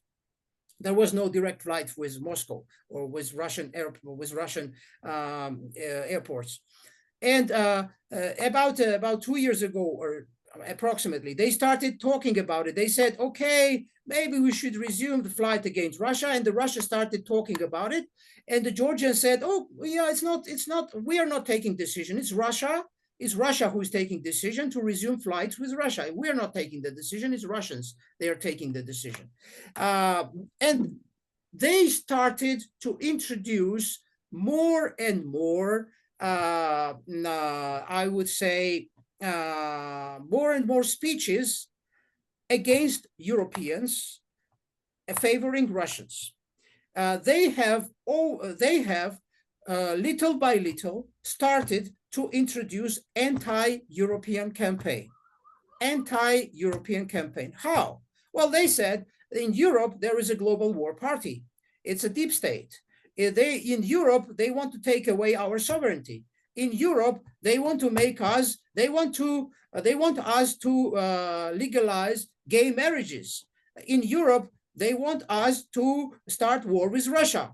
And this is the campaign that they started little by little, and now it's they're openly, I would say, using strong language against European institutions. Yes, and here is a point. And I believe that they are doing it on purpose to please the Russians. In some cases, there is no necessity to carry out such an anti-European campaign. There is no necessity. There is no political necessity, no legal necessity, but they do it. But for example, let's take a couple of examples. For example, when they introduced the transparency law, the transparency of foreign influence, they said that this legislation is to make the NGO sector transparent. We want to know who is funding the NGO, and we want to know how much money comes to the NGO sector from the international community. That's what we want to know. But they said that everyone who is receiving the foreign funds, everyone is going to be considered as a foreign agent. Okay, so according to the law, if you are receiving funds from abroad, and if you are receiving funds from abroad, you are now considered as a foreign agent. What is this? The foreign agent means a traitor. It means a spy. In post-Soviet countries, like in Georgia, and I believe in Lithuania, in Poland, if you are a foreign agent, that means you are a spy. You are a traitor. And that's what they say. They openly say the people who receive money from abroad, they are foreign agents. If they are foreign agents, that means they are traitors. If they are traitors, that means we have a list of traitors. And if you receive money from abroad, you should go and you should register yourself in the list of traitors. That's what they say. And this is anti-European campaign. This is part of anti-European campaign. It's part of anti-democratic campaign. So, and a second issue, there's a lot of issues, but I just want to name a couple. I don't want to take much of your time and probably answer your questions later. The second issue, the problem about judiciary. Here on this discussion, you are the people who participated in a strategy of justice reform in Georgia. This strategy was produced under the European Union in 2005. And this strategy the goal of the strategy was to make judiciary independent, to make the prosecutor's office independent, to make democratic institutions, to make the public defender's office stronger, to make the bar association stronger. Now, many things that happen in Georgia now, they are against this strategy. Why? Because we don't have independent judiciary, we don't have independent prosecutor's office, we don't have independent investigation, and even even there are problems in the bar association, and there are problems in the other democratic institutions. And I will give you just one example. I will just give you one example. Recently, just about a couple of weeks ago, I have published a video interview with a Supreme Court judge. I published it online. It is 2.5-hour duration video. And the Supreme Court judge, a former Supreme Court judge, is speaking of dozens of cases of corruption, dozens of cases of pressure, illegal influences, bribes, interference in the cases. And even he says that he was locked with his colleagues in the room, and he was forced to take a specific decision because he was locked in the room with 3 of his colleagues, which is unbelievable. I mean, can you imagine the Supreme Court judge was locked in the room with 3 of his colleagues and compelled to take a decision on a high-profile case? And this interview, it's a 2.5-hour interview. It gives hundreds of details, hundreds of names, it gives dozens of names, dates, papers, cases, and it's everything is there. And prosecutor's office, they don't start investigation. They don't want to investigate. Why? Because the prime minister said that there's nothing to investigate. The judge is lying. That's what the prime minister said. He said the judge is lying, so there should be no investigation. And that's where we are.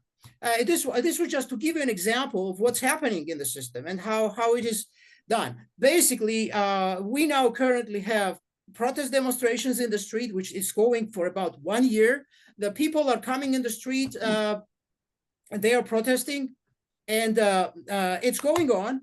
And I don't know what's going to be the next day, what's the next stage.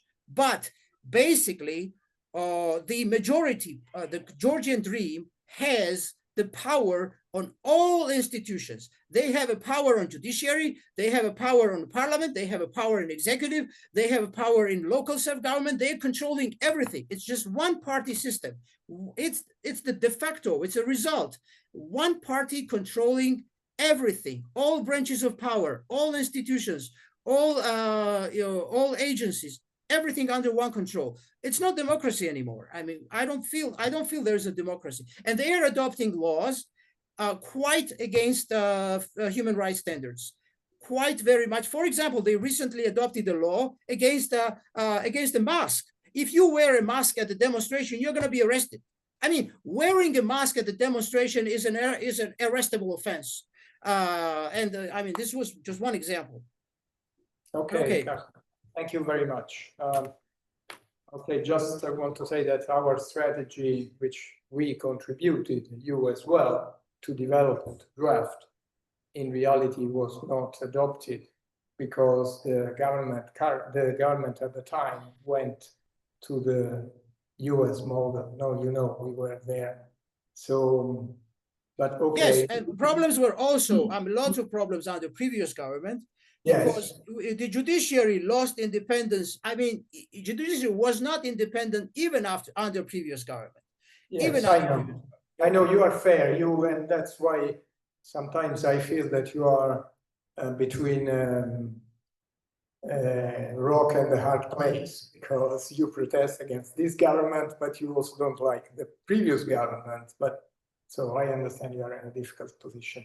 So if there are questions now, we can ask questions, and if questions are suitable for all of you, we could go around 2 minutes each to answer the question. If there are no questions, let me ask one question. And yes, there is a question. Fulvio has a question. Fulvio. Yeah, if possible, if I don't interrupt. Okay, thank you. Thank you very much. Yes, of course. Thank you to you. Thank you. We need to introduce our friend. He's one of the most famous journalists in Italy. So please. Too kind from you, but anyway, thanks. I thank you, the organization, very much for this opportunity, and I thank our Polish and Lithuanian and Georgian friends for what they said, also from an historical point of view. But being a journalist, I stick to current issues. And I have a couple of questions for everybody who would be so kind to answer. First one is, as we, so to say, Western Europeans try to understand the feelings of more Eastern Europeans, like Lithuanians or Estonians or Polish or whatever, I think that you too are trying to understand our feelings. And my question is, fighting or resisting an enemy is not only a question of weapons, it's also a question of will to fight. And when we take a look at the polls in Italy, for example, or United Kingdom or France or whatever, Germany, the percentage of Europeans who say they are ready to fight an aggression is very low. in Italy, for example, 16%. And I think that in United Kingdom, something like that, Germany, more or less. So what do your feelings about this? This is my question. And the second question is, I got the impression that the really hot spots in this confrontation between Russia and Europe and the West are Ukraine, of course, as we see, and Georgia. And I think that not by chance we had 2 wars in these 2 countries. And what do you think about this? Do you really think that I often think about Georgia and Ukraine like they were Mexico and Canada for the United States. What do you think about this? It's just a bizarre idea of mine, or do you think that, for example, much more hot as spots than the Baltic countries, for example? Please, let's start with Rafa. Sorry, with Thomas. Let's respect the order. Thomas, your turn. Okay. Yeah, will to fight.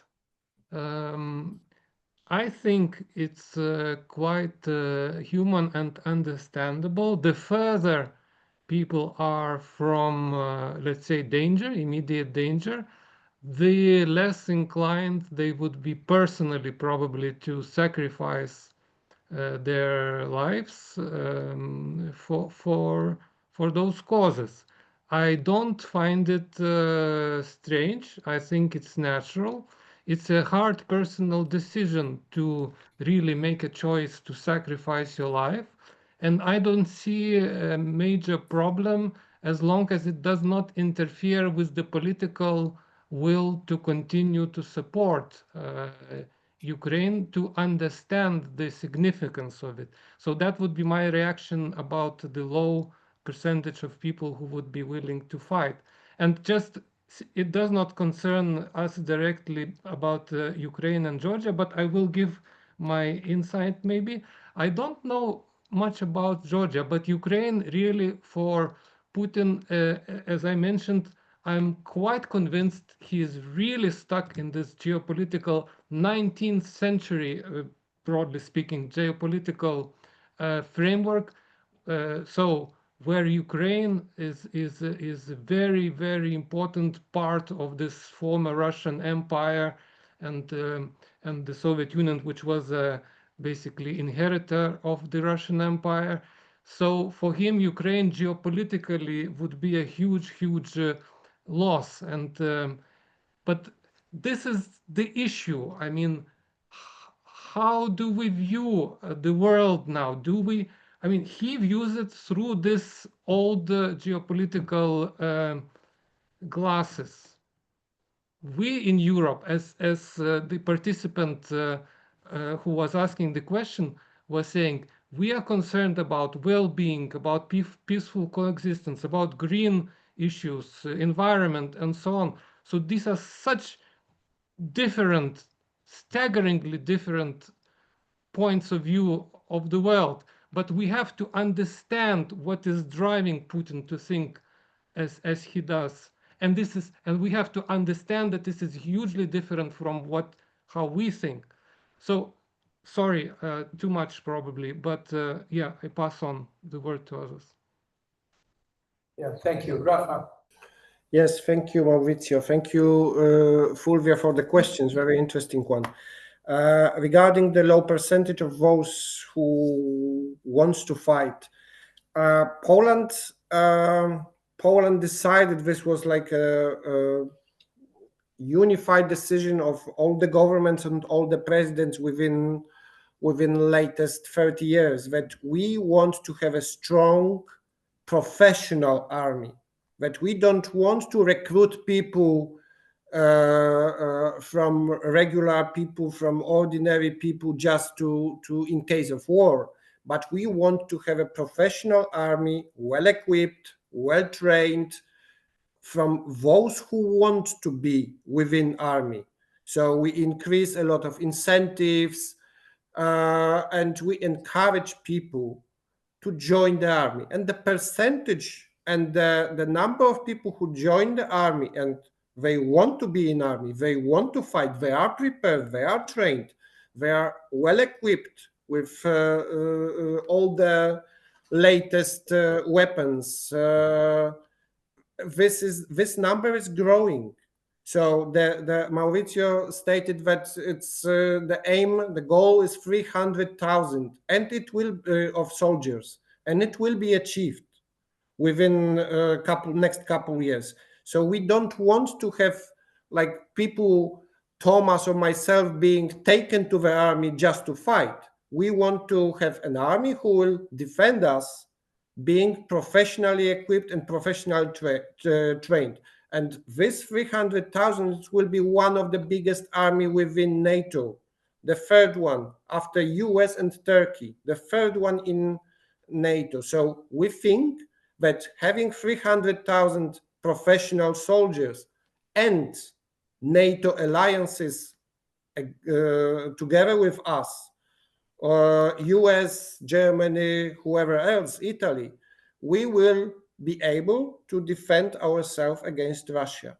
So this is number one. And the question two, I fully agree with Thomas. This is the imperialistic policy which Putin has and Russian nation has, because they support Putin.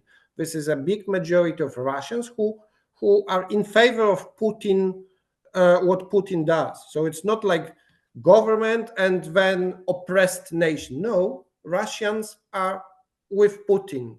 Most of Russians are with Putin. So, and the state of Russia still thinks, as Thomas said, 19th century categories, ways of thinking, that Poland, Lithuania, Georgia, Ukraine, whoever else, is a part of Russian empire, part of Russian sphere of interest. And it's Russia to decide about Poland, Russia to decide about Ukraine, Russia to decide about Georgia, all these countries. And no one else, no NATO, no United States, no Germany are about to decide, and no these countries are about to decide about themselves. It's Putin, it's Russia who should rule these countries and who should decide about our lives, economy, politics, and so on.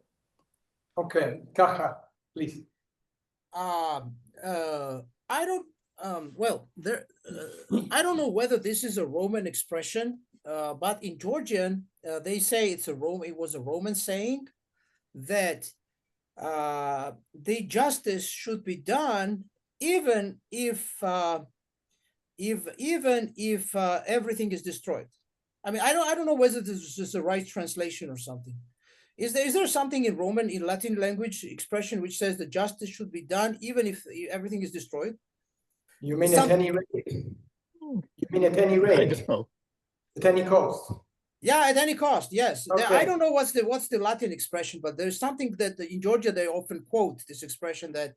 So when you say what's the value, what's the bigger value, is it peace or justice? So this expression says the bigger value is justice than the peace. It's bigger, justice, the peace is bigger than the justice. Actually, when the Georgian Dream came to the power, the new current government, it's about 12 years ago, their primary value was justice. They were justice-oriented party. They said it's justice which is most important. And now they say, and they openly say it many, many times, it's not the justice which is more important than the peace, but it's a peace which is more important than the justice. And they openly say it. Many, many times they said it. And they also do it because they have reduced the military expenses. I mean, I'm not sure, at least they have not increased the military expenses. I don't think that they have fortified the army. I think we have a very weak army, and they have not done anything much to create a good army. And even there's one more thing. I think I'd like to say that there was a Georgian hero which died in 2008. The name is Antsoukhelidze. is a famous Georgian hero. And he died, he was captured, and he was captured by Russians. And they said, if you step your flag, we are going to save your life. If you don't step your flag, we're going to kill you. And he did not step a flag. He did not deny. He did not surrender. He did not how do you say, surrender to this compulsion. And he was tortured. He was tortured. And his name is Antsoukhelidze. He's considered as a national hero. But you know what the current government said? The current government, they said Antsoukhelidze was a stupid guy. I mean, they didn't say it exactly, but they say his sacrifice was pointless. It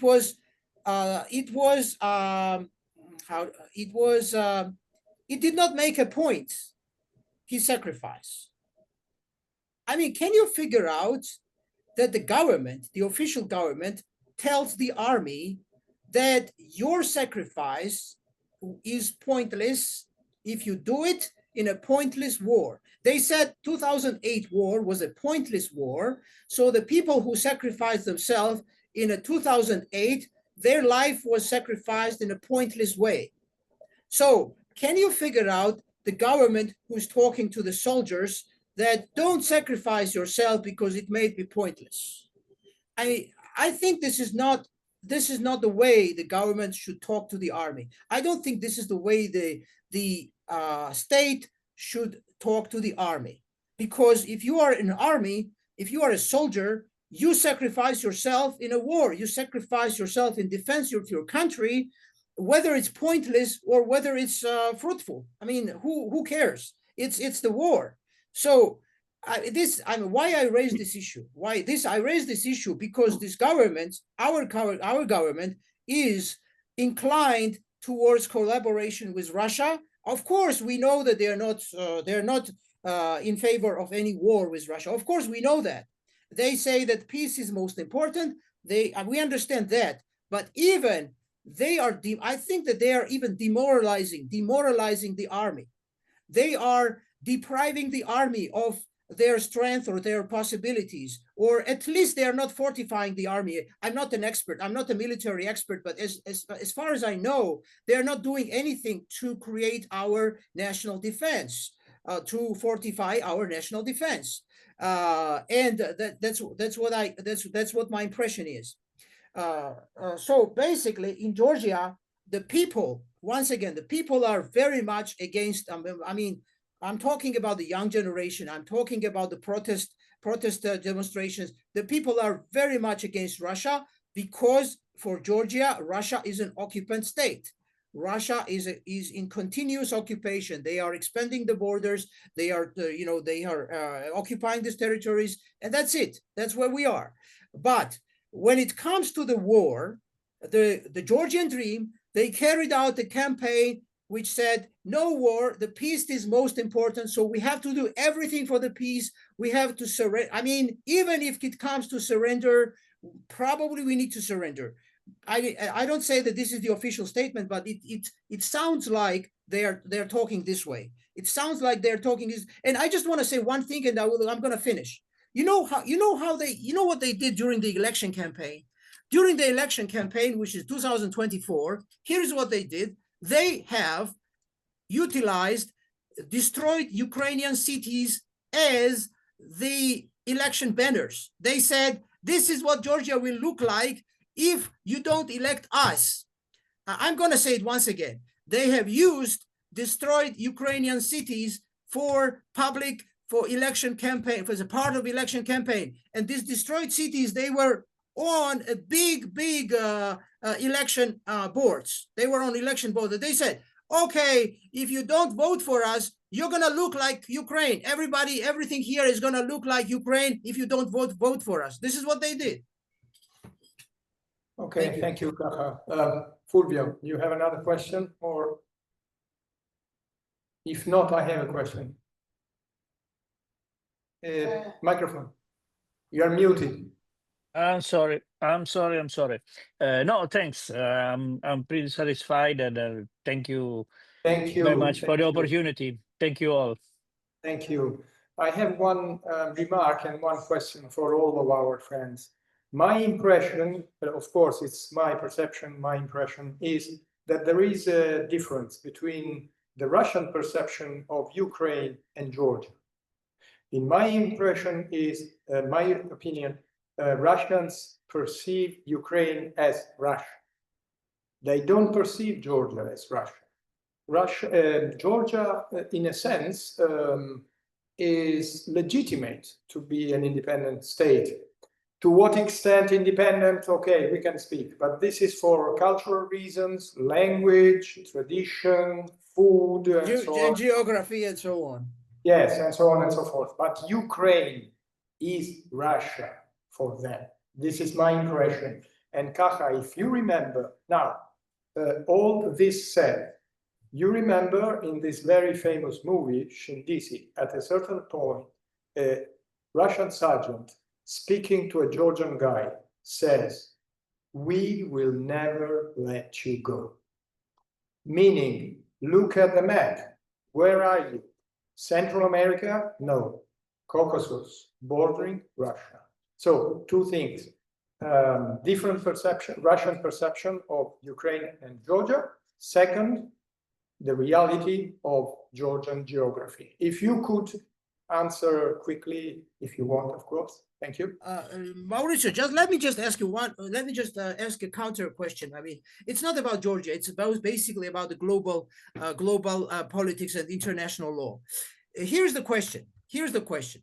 We are now in the 21st century, and we have a situation where one big country, the biggest, geographically biggest country in the world, is attacking a neighboring country.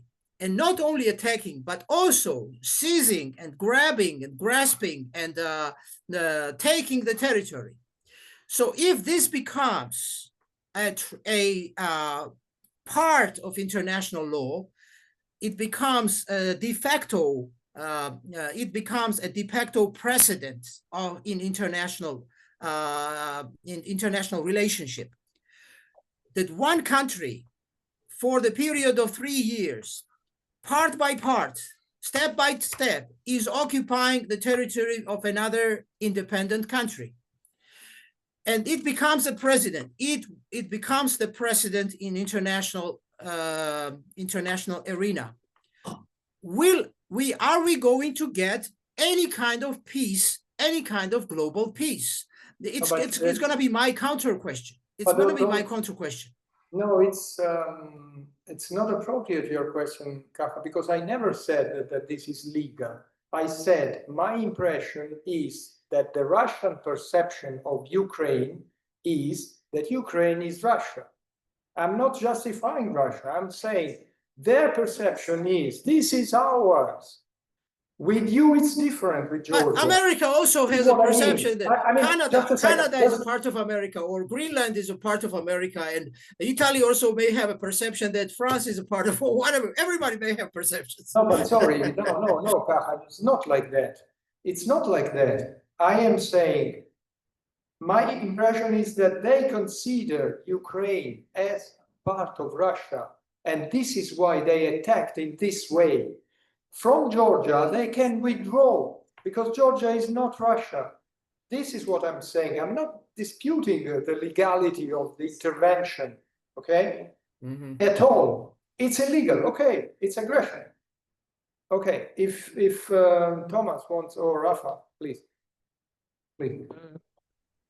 Just an idea.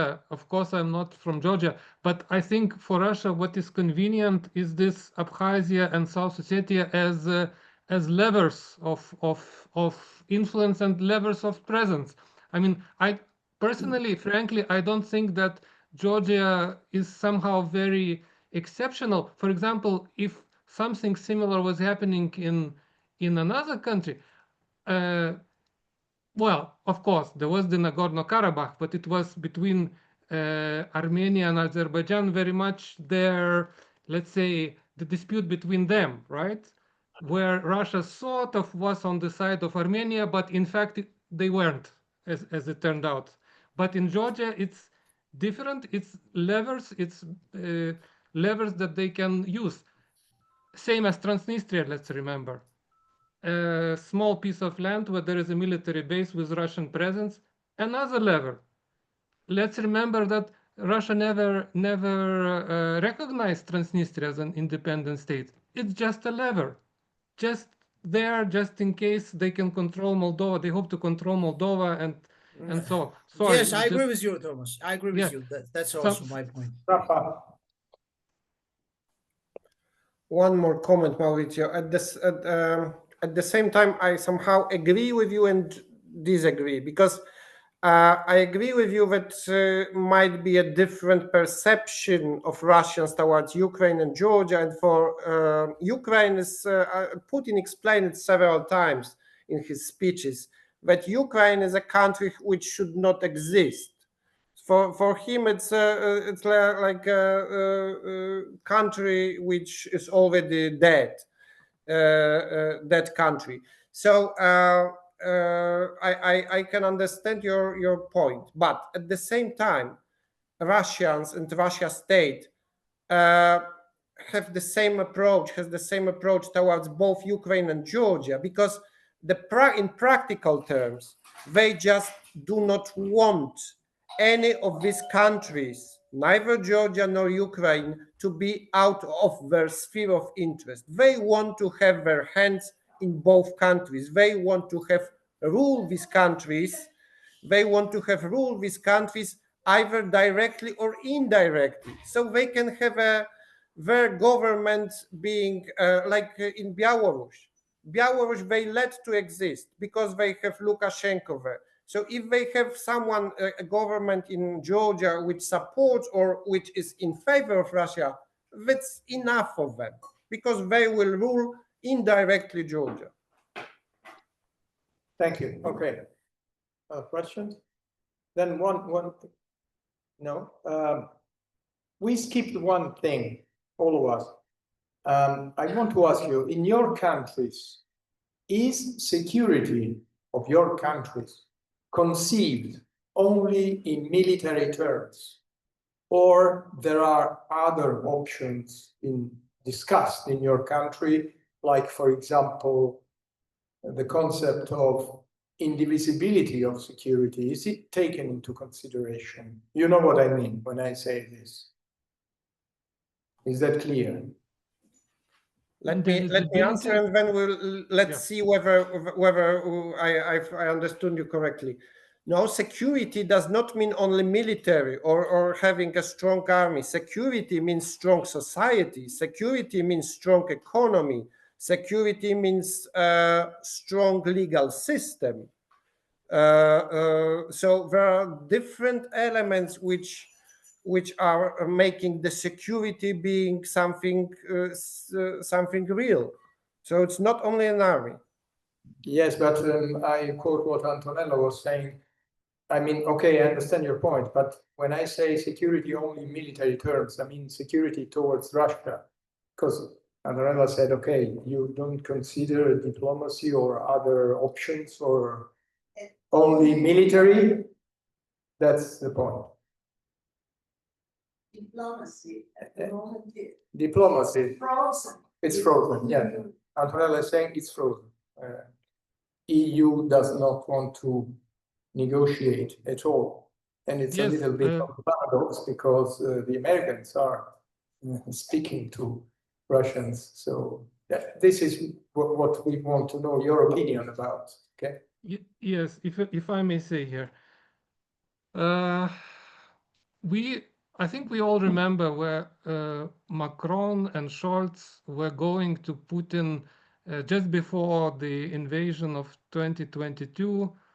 Actually, we in the Baltic states, I think, and probably Poland, we were very suspicious of that, criticizing, but they were trying diplomacy. They really were. The problem is Putin is not interested in diplomacy. Putin is interested in realizing his objectives, which are at the moment by brutal military force, take land from Ukraine and maybe consider attacking NATO and basically making NATO collapse, break the unity within NATO, and maybe in this way achieve a greater geopolitical objective of having a new world order together with China to change the balance of power completely. Let's not forget about that he is probably much more ambitious than Ukraine. He wants to change the global balance of power. So, so that is my point. Okay, I stop here. Thank you. Kacha, you answered already, so. No, okay. lascia che completino. Okay, if anybody wants to say something else about this. Kacha, do you want to say something about this? No, I think I'm just getting ready Okay. to go to the demonstration. We have a demonstration every day here. Okay, stay safe, Kacha, please. Okay. Thank you. Bye-bye, my friend. If I can add just one point, I mean, the Minsk Accord did not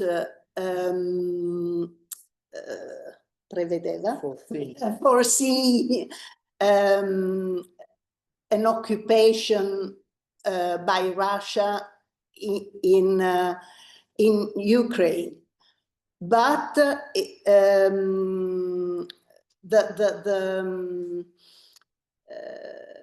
only an autonomy of the region with the Russian tongue majority of the people,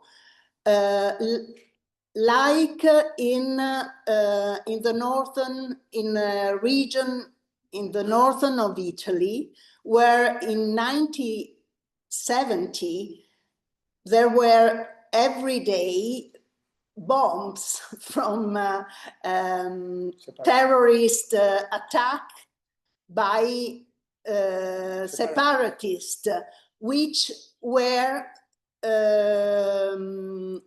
Deutsch tongue.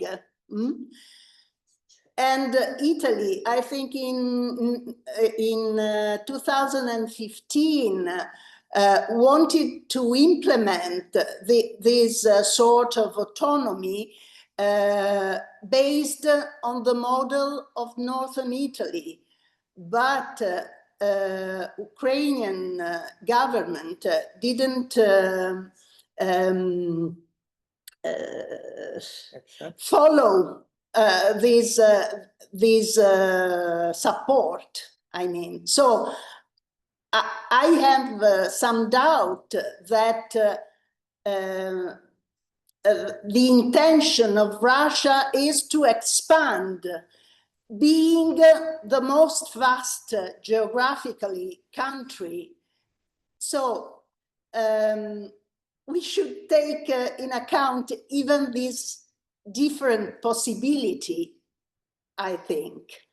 And since we are already in a multipolar world, I mean, the Western world is 20% of world population, and out of the Western world, we are perceived as an invading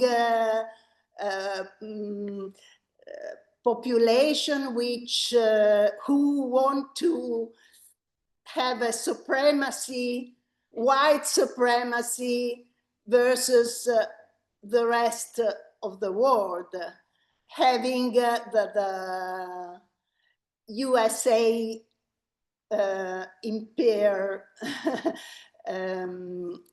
on the head of this Western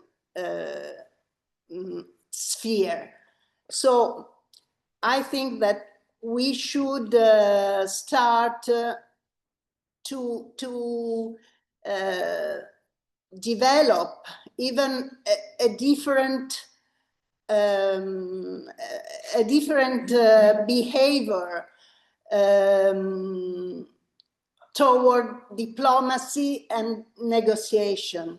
Okay, try to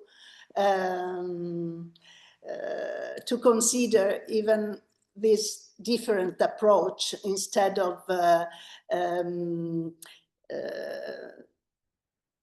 viewing a future only of conflict, war, and rearmament.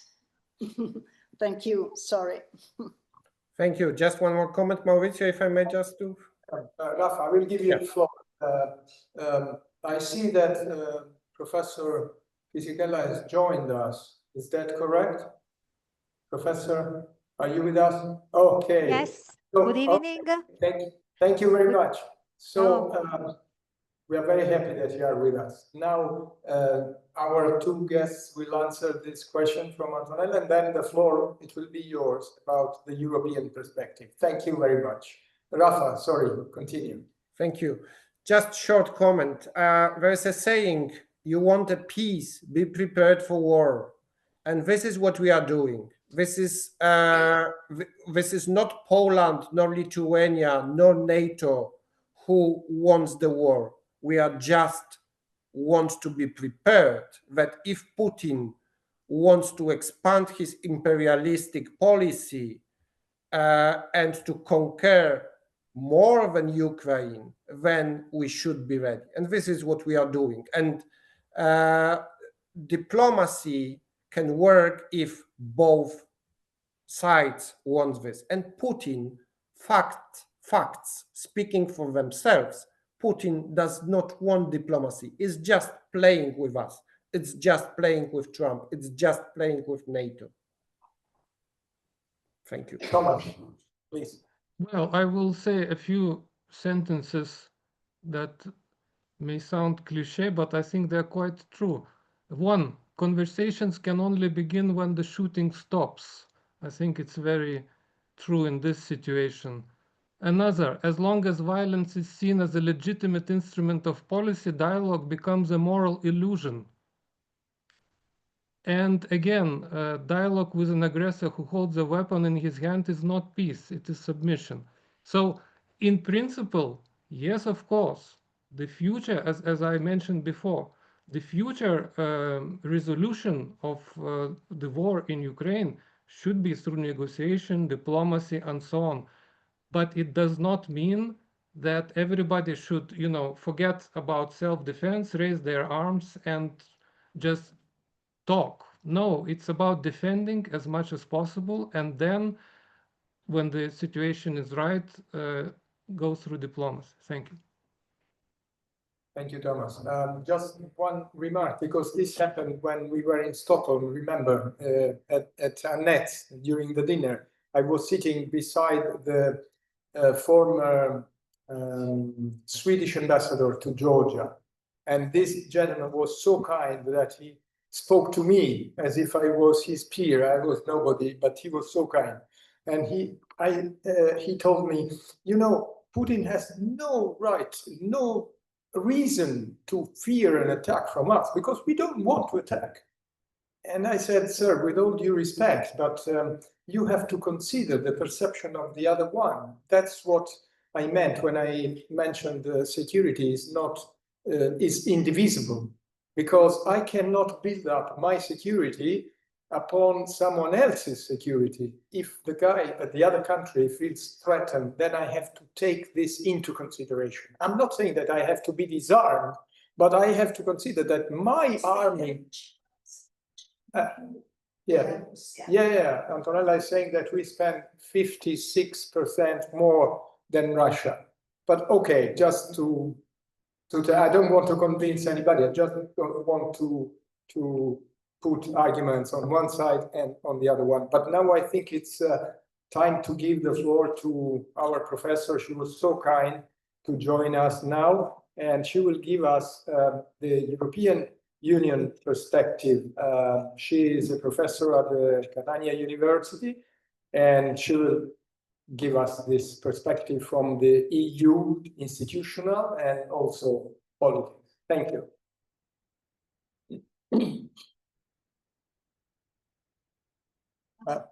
You are muted. So yes. Yeah.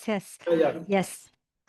Good evening, and thank you to the organization for inviting me, and notably, thanks a lot to Dr. Maurizio Salustro giving me this opportunity to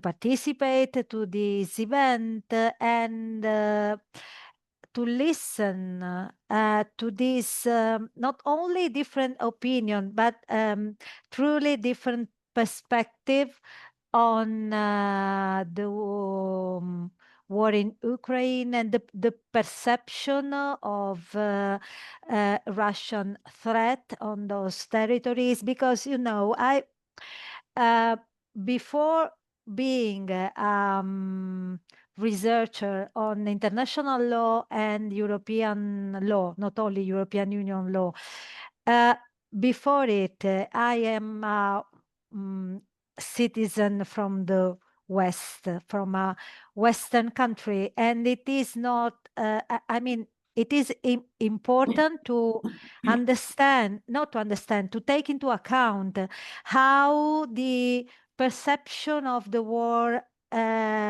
is among people from the Western countries of Europe. I agree with Thomas Baranovas. I fully agree when he said that the farther is a territory where a war occurs, and lighter on the softer is the degree of involvement to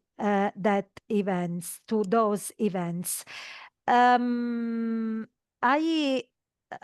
It is not simple for me to sum up European attitude towards these facts in Ukraine, because I fear that Russia considers under its own power and authority what is Russian according to historic development, but above all, Russian interest to Ukraine is strongly shaped by this sense, by this feeling of property, if I can, from Russia to Ukrainian territory and Ukrainian people. So I believe that the same, well, in my opinion, the same I believe that Russia has a different perception of its own relationship with Georgia. And maybe it's good if this, I mean, if we don't consider Ukraine and Georgia under the same perspective from Russia, I mean. I try to look at these events under European perception and perspective. First of all, according to international law, everybody here at least agrees that the invasion of Ukraine from Russia is a fully violation of international law.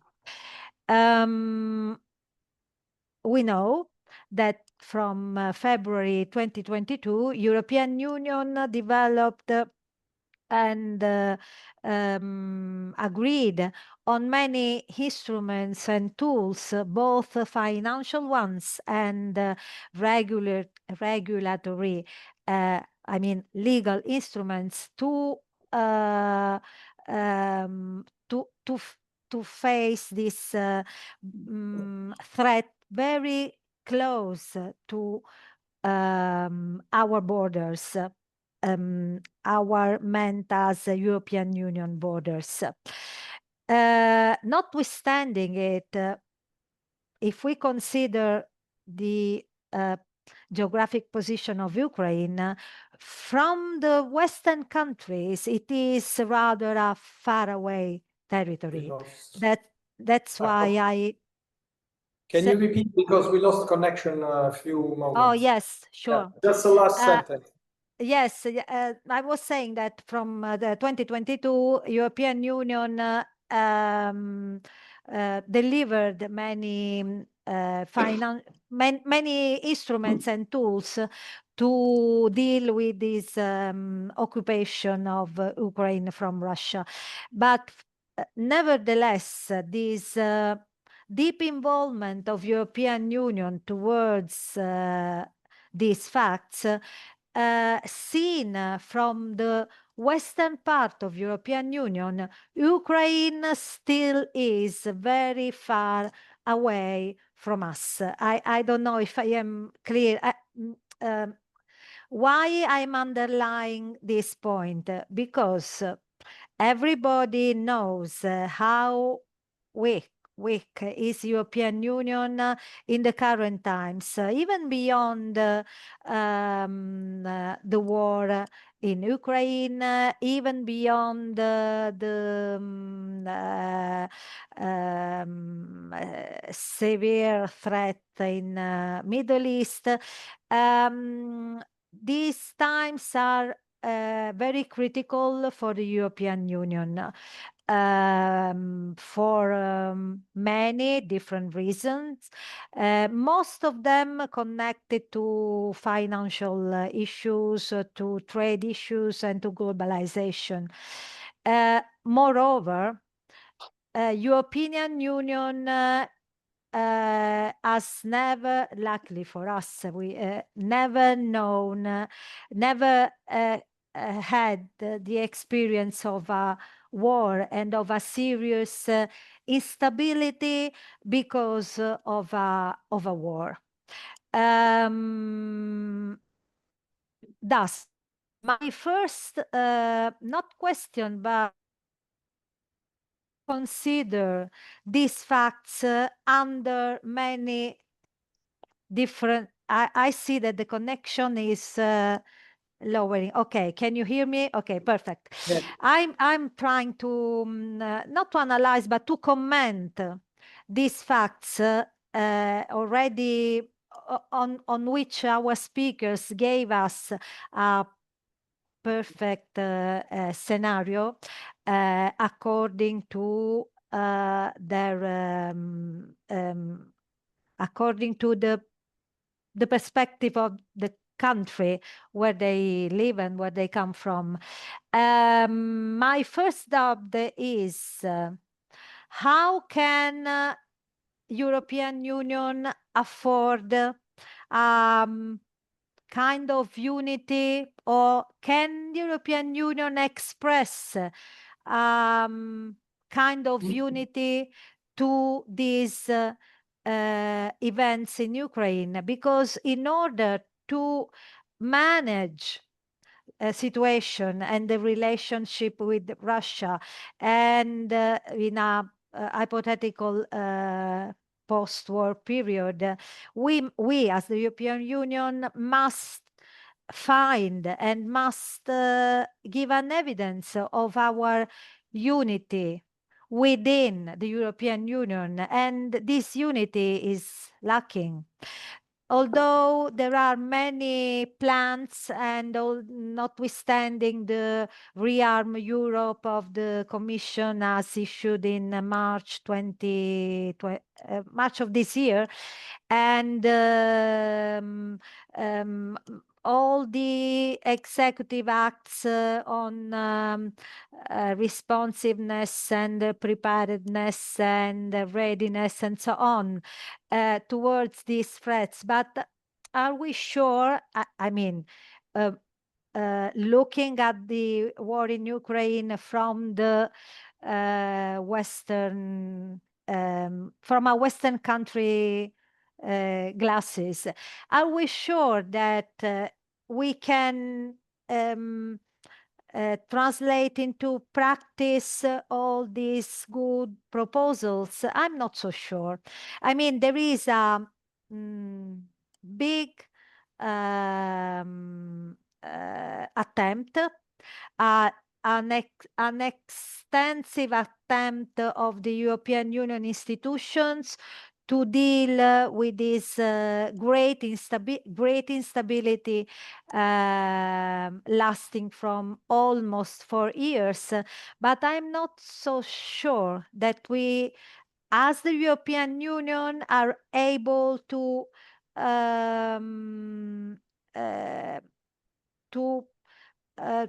translate our proposals, the European Union proposals, into practice. Of course, I wish that we can, but I'm not so sure. The second point is NATO.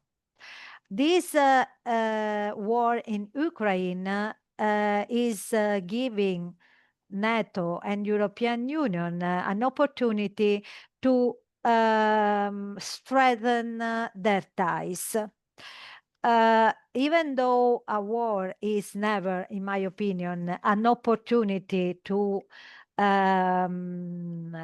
build a relationship, because I'm absolutely against every kind of violent act between countries.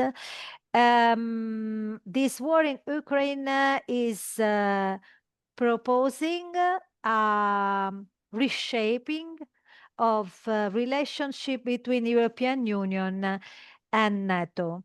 Also because according to Article 4 of NATO Treaty, the parties will consult together whenever, in the opinion of any of them, the territorial integrity, political independence, or security of any of the parties is threatened. So we have the legal basis for NATO, not NATO action, but NATO debate on these facts.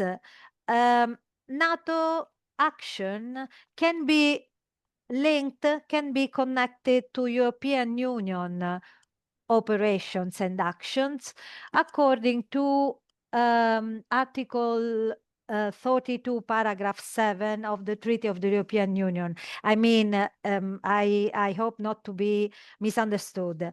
These two provisions are not related by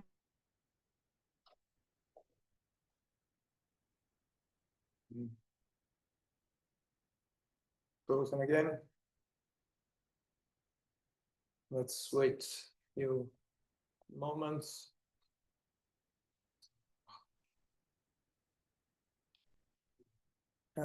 Otherwise, let's start with the first question, which was quite clear. So the professor's provocation is if you think that EU can achieve a unity and deal in a unanimous form with this crisis in Ukraine.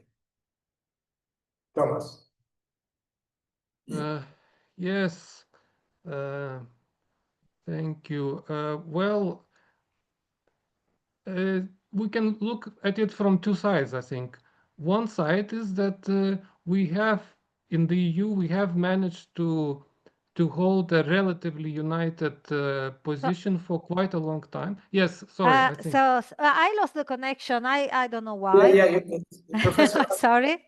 I asked them to save time, just to save time, to answer your first provocation regarding the unity of EU's actions. Yes. Well, I am very skeptical about the unity of the European Union towards an effective reaction. No, but now this part is clear. Now, please finish up the second part regarding NATO. Yes, I was. But Yes. I can answer both. Thank you. Yes. I just mentioned Article 4 of NATO Treaty, stating a kind of, not an obligation, but the right to consult each other whenever the territorial integrity of a party is challenged, is threatened, sorry. And I was reading paragraph 7 of Article 42 of the Treaty on European Union, stating the obligation of aid and assistance to a member state that is victim of armed aggression on its territory. It is meaningful, in my opinion, it is meaningful the remark in this article of the sentence, the part of the sentence, by all the means in their power. That is a very general expression, by all means in their power. Notably because the second part of this sentence says, in accordance with Article 51 of the United Nations Charter. As everybody knows here, the Article 51 is the one on self-defense. So Article 42, paragraph 7 of the Treaty of the European Union seems to allow member states, European Union member states, to set up an armed reaction, a strong reaction to a threat on the territory, an armed aggression on the territory of a member state. This is the law, but what about the politics? I don't believe that European Union countries are willing to operate Article 42, paragraph 7. Also because some countries, some European Union countries are not don't agree with European Union reaction that neglects United States stance. For instance, Italy is among those countries. So how, well, the first, my first question to you actually is, do we wish a war within Europe? No, I'm sure we don't. Or at least Western countries, I'm pretty sure that Western countries far from Ukraine have an abstract approach to this war, and within these Western countries, each single stance is different than the other. So some countries are closer to United States and United States position more than other countries. Italy has a very different perspective than France, for instance. What about diplomacy? You were mentioning the relevance, the importance, the strategic weight of diplomacy. When there is a war, it's too late for diplomacy. As Thomas Baranova said before, diplomacy can start only after shooting. Otherwise, I add to these words, diplomacy should work before shooting.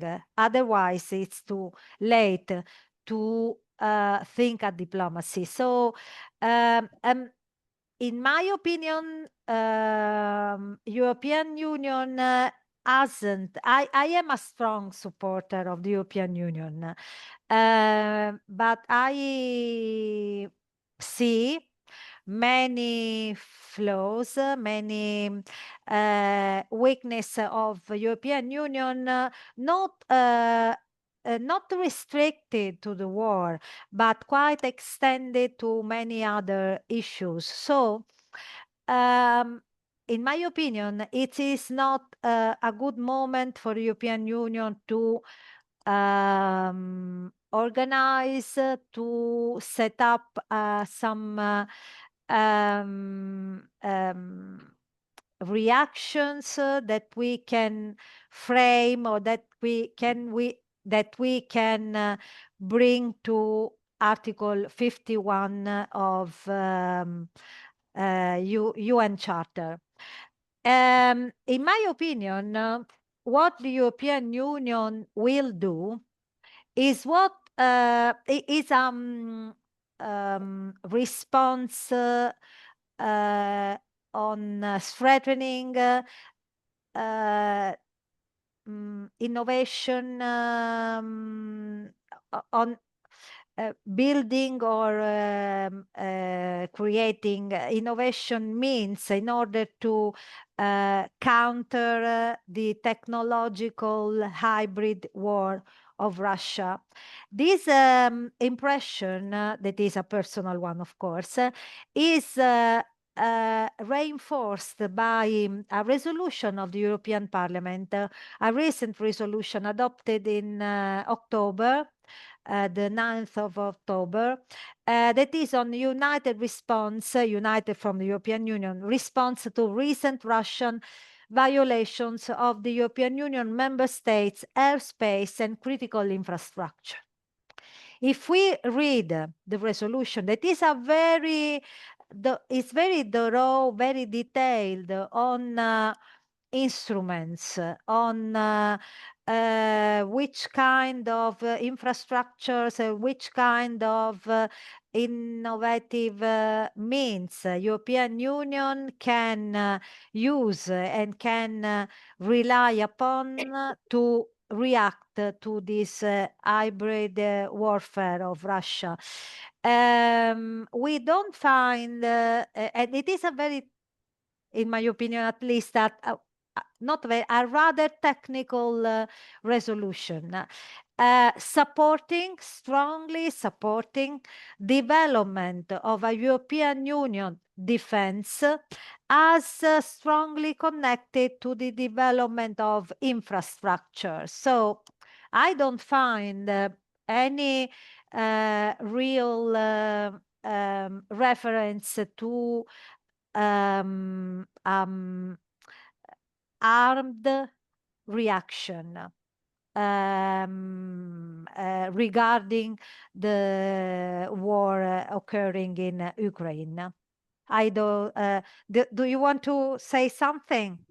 Yeah, because you put a lot of things on the table. So let's give our friends the opportunity to say something briefly. So we had started before when you were interrupted. Regarding the unity of EU and the possibility of a unified reaction from the EU side. So Thomas, please finish your statement. Yes, well, I think, yes, it brings, I think, a lot of, Professor brought us a lot of issues on the table. Thank you very much for your interesting thoughts and insights into European Union and NATO policies and processes. Of course, security-wise, I think we have, in our country, we have always viewed NATO as the core security, let's say, guarantee, the NATO framework. And we continue to do so. And of course, we understand, we see very well what is happening in the United States, that with Trump, their position is never clear now. It's always fluctuating and not as stable as it was more or less before. But the European Union, it's difficult for me to comment on how this European Union stands towards military issues will evolve, and how that depends on certain countries or the position of the Commission. And of course, we see Hungary and probably Slovakia now, and maybe Czech Republic having their own agendas, and that's probably a long discussion. But from our point of view, of course, from the Lithuanian point of view, we welcome what the Commission is doing. As you probably know, that the Commissioner for Defense Industry, whatever the title is Lithuanian, Andrius Kubilius, our former Prime Minister. And of course, we are welcoming his efforts to mobilize the defense industry in Europe, and we like that, for example, the German, there is a good echo of that, or good response to that in Germany, which is of course the powerhouse of the European industry. So, but maybe I will limit myself to this. Of course, NATO is a cornerstone for security, but we also welcome what the European Commission is trying to do with this Rearm Europe and the industrial sort of revival of the military industries. Rafa, briefly. Briefly, sure. Thank you, Professor. Very, Thomas was fully right. I fully agree with Thomas. Very interesting thoughts. NATO and EU. I also agree what Thomas said, that and I don't see a negative side of EU also preparing their own agenda and their own defense strategy. And I think should not be, and there is no competition between NATO and EU. They should rather supplement each other. There should be an alignment. There should be a collaboration between NATO and EU in these preparations. And it's like I don't see the dilemma that we should be either within the NATO more or within EU more. It's like, for me, it's that dilemma whether to wash your hands or feet. No, it's not. You can wash both, and you can be a strong member of EU and strong member of NATO. And currently, and it's been for decades, NATO is very much dependent and is based on US. And what Thomas said, having this new reality in White House in US, in Washington, and just you don't know the future, how it will evolve in US. It's better that the Europeans, EU, somehow tries to take the control over the defense policy and try to be prepared ourselves and try to defend ourselves in case NATO somehow does not go in the direction which has been for decades since establishing a NATO. So I think it's good that we prepare ourselves and all these steps which Thomas mentions happen. And I wish it goes that way, but no competition, but alignment and collaboration. Thank you, Rafa. Any question or remarks from our public? No? Okay, then let me put a provocation, a blunt question. In your countries,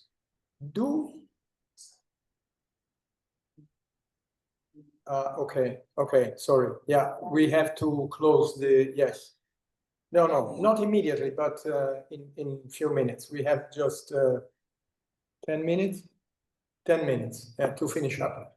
Sorry, with the connections with Rafa and Thomas. So my provocation is the following. In your country, do people still believe in Article 5, NATO Article 5? Do you really believe that in case you are invaded, attacked, or whatever, NATO will stand up for you? Thank you. Thomas. Yes, I would say mostly yes, with some degree of caution, I would reply to you.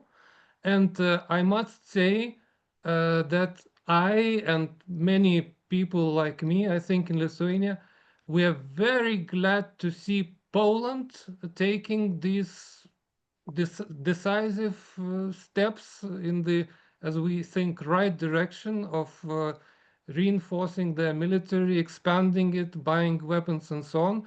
Because frankly, I think Poland is the key sort of ally that we would have in this situation. Also the Scandinavians, but Poland for us, I think, is key. Thank you. Rafa, your turn. I can say that we have a very bad experience, and it's still politicians refer to this to 1939 when we, Poland, had we signed alliance pacts, agreements with France, with UK, and they were supposed to defend us immediately after Hitler's attacked Poland, in case Hitler attacks Poland, and it never happened. So we were left alone in 1939, and we had to defend ourselves until we were defeated somehow after 1 or 2 months. So we defended ourselves as long as we could. So with this cautious, which Thomas mentioned about, we remember 1939, but I would say that we also believe that in Article 5, and also as currently we do our best to be prepared, so ourselves to have this big army and so on. And the second step, which we also strongly believe, is the relocation or location of US Army on our territory.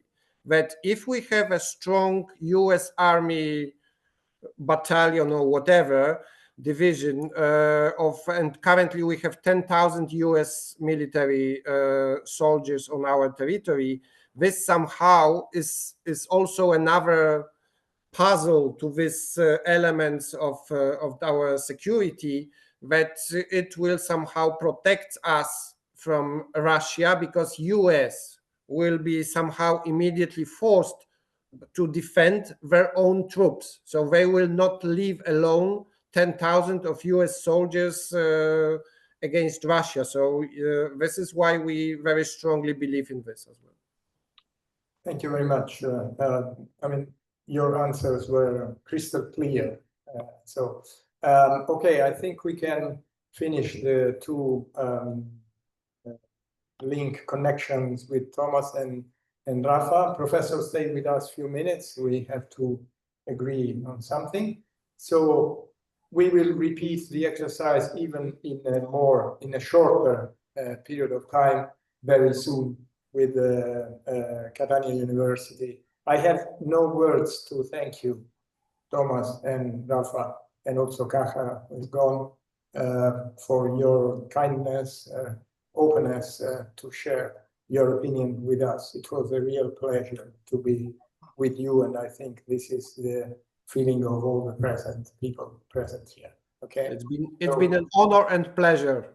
Thank you. Thank you very much. Yeah, thank you, Maurizio. Thanks everyone who participated. It was very useful and very interesting. And thank you. See you soon. Yeah. All the best. Bye. Bye. Thank you. Thank you. No, la professoressa è con noi, quindi possiamo continuare. Professoressa, lei ci sente? Sì. Oh, benissimo. Quindi possiamo continuare in italiano come da programma. Sono stati un periodo inaspettatamente lungo con noi, quindi ci hanno fatto molto piacere. Quindi a questo punto, qui senza la barriera linguistica, mi aspetto interventi, domande, eccetera. e la professoressa sa come la penso su alcune cose. Quando si parlava di unità da parte dell'Unione Europea mi sembra una chimera, perché anche se la signora Callas si comporta come il ministro degli esteri dell'Unione Europea, cosa che non esiste. Il ministro della difesa. Sì, tutte e due, difesa, esteri, tutte e due.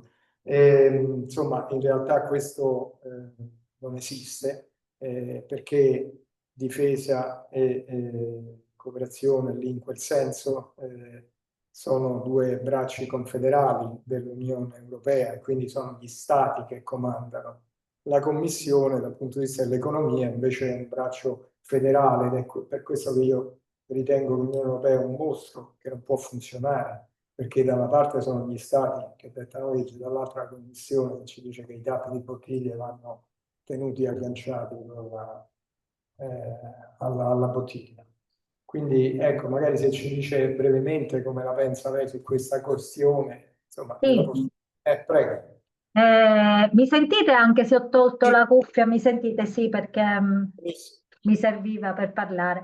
Allora, io penso che questa vicenda della guerra in Ucraina possa comunque, se può avere un aspetto positivo per l'Unione Europea, è di accelerare, diciamo, di spingere, di far emergere l'urgenza di un rafforzamento della politica estera, della PESD, che è un argomento non vecchio, ma diciamo di cui si dibatte tanto a lungo, ce lo portiamo sempre dietro nel lungo periodo.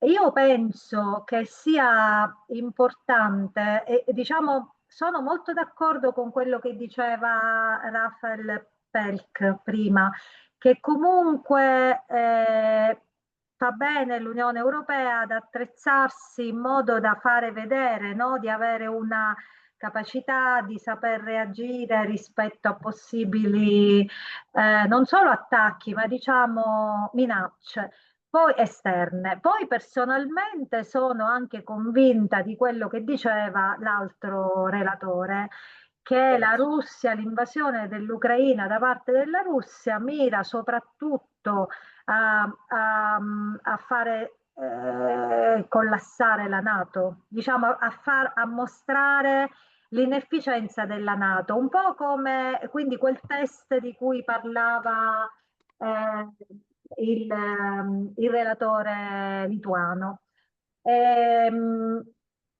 Per quello che riguarda la capacità dell'Unione Europea di avanzare su questo piano mi atterrisce definirlo piano di riarmo, personalmente mi impressiona. Ecco. Comunque questo rafforzamento della logistica militare, diciamo così, lo trovo molto positivo in quella prospettiva che ho appena sottolineato. Facciamo vedere alla Russia che comunque come Unione Europea riusciamo ad organizzarci in modo da far vedere che possiamo difendere questo fianco orientale dell'Europa. Quindi non sto toccando la NATO, perché personalmente, diciamo, gli strumenti ci sono tutti, gli strumenti giuridici ci sono tutti per reagire, per approntare misure, e ci sono strumenti, tra l'altro tutti di quest'anno, alcuni anche molto recenti, innanzitutto dell'Unione Europea, perché dopo il Rearm Europe di marzo 2025 la Commissione Europea e il Parlamento Europeo hanno comunque diciamo, i livelli istituzionali meno segnati dall'azione intergovernativa, hanno prodotto tanti atti giuridici, tra l'altro, che man mano si richiamano a vicenda e che permettono quindi di organizzare questa difesa europea, anche innanzitutto dal punto di vista dei finanziamenti e poi da quello dell'approvvigionamento tecnologico. A me questa sembra una cosa positiva, cioè che l'Unione Europea, messa alle strette in qualche modo dalla minaccia ormai risalente nel tempo, perché ripeto da febbraio 2022, reagisca con un piano organizzativo, diciamo, no? La NATO, allora, e si ricolleghi alla NATO laddove a quel punto sono gli stati che decidono che tipo di relazione effettiva innescare e stabilire tra l'Unione Europea e la NATO, perché i due trattati comunque non sono, come dicevo poc'anzi, non ci sono passerelle, diciamo, no, giuridiche tra un trattato e l'altro, ma entrambe, cioè le disposizioni di entrambi i trattati si possono interpretare e quindi applicare in un unicum che sia joint, no? Che sia un'attività congiunta, peraltro sotto il cappello che comunque perlomeno non formale, ma diciamo simbolico, se vogliamo, dal punto di vista del diritto internazionale, sotto il cappello della Carta delle Nazioni Unite, appunto l'articolo 51. Dico, non c'è bisogno dell'articolo 51 della Carta dell'ONU, ma eventualmente c'è anche questa chiusura onusiana da parte di un'attività dell'Unione Europea con la NATO. Gli strumenti quindi ci sono. E, poi fare la guerra è un'altra cosa. Non so se, cioè, nel senso che comunque non siamo abituati nell'Unione Europea a fare la guerra. Correggetemi se sbaglio, ma non siamo abituati. Allora, io intanto la ringrazio per la partecipazione e ha dato una serie di stimoli e io provo a rompere il ghiaccio con forse una voce un po' dissonante rispetto alle cose che lei ha detto. La mia personale impressione, io sono un economista, peraltro non una giurista, quindi ho un approccio diverso, ma la mia impressione è che da quando è scoppiata la guerra in Ucraina, che io continuo a ritenere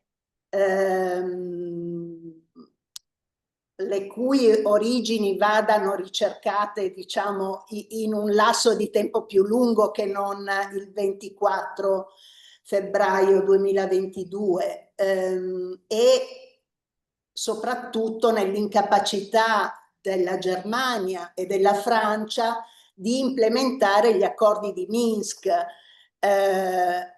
E ricordiamoci che era stato Macron a dire che la NATO era in uno stato di morte cerebrale, per cui ora che la Russia, cioè la Russia ha tentato probabilmente dal 2014 fino al 2022 di trovare una soluzione negoziale che almeno in base agli accordi di Minsk non prevedeva rinunce territoriali da parte dell'Ucraina, ma un regime di autonomia di quelle regioni a maggioranza russofona, insomma. Detto questo, la mia impressione è che è stata proprio da quando è scoppiata quella guerra ci sia stato un appiattimento, uno schiacciamento dell'Unione Europea rispetto alla NATO, che si vedeva plasticamente anche dal fatto che in tutti i consigli e nelle riunioni più importanti della Commissione Stoltenberg era quello che dava il là e poi si seguiva. Qual è il problema rispetto al fatto della preparazione alla guerra da parte dell'Europa? Ne vedo svariati. Innanzitutto il fatto che l'Unione Europea è una organizzazione intergovernativa, non è una vera unione e ogni paese, soprattutto i due paesi egemoni, cercano di avere un'egemonia sul resto e contemporaneamente si fanno concorrenza. Un esempio banale? la Germania e la Francia avevano lanciato 5 anni fa un progetto per fare un carro armato insieme. In 5 anni non si sono messi d'accordo perché la Francia voleva avere il 51% nel controllo di questa partnership e voleva avere la maggioranza dei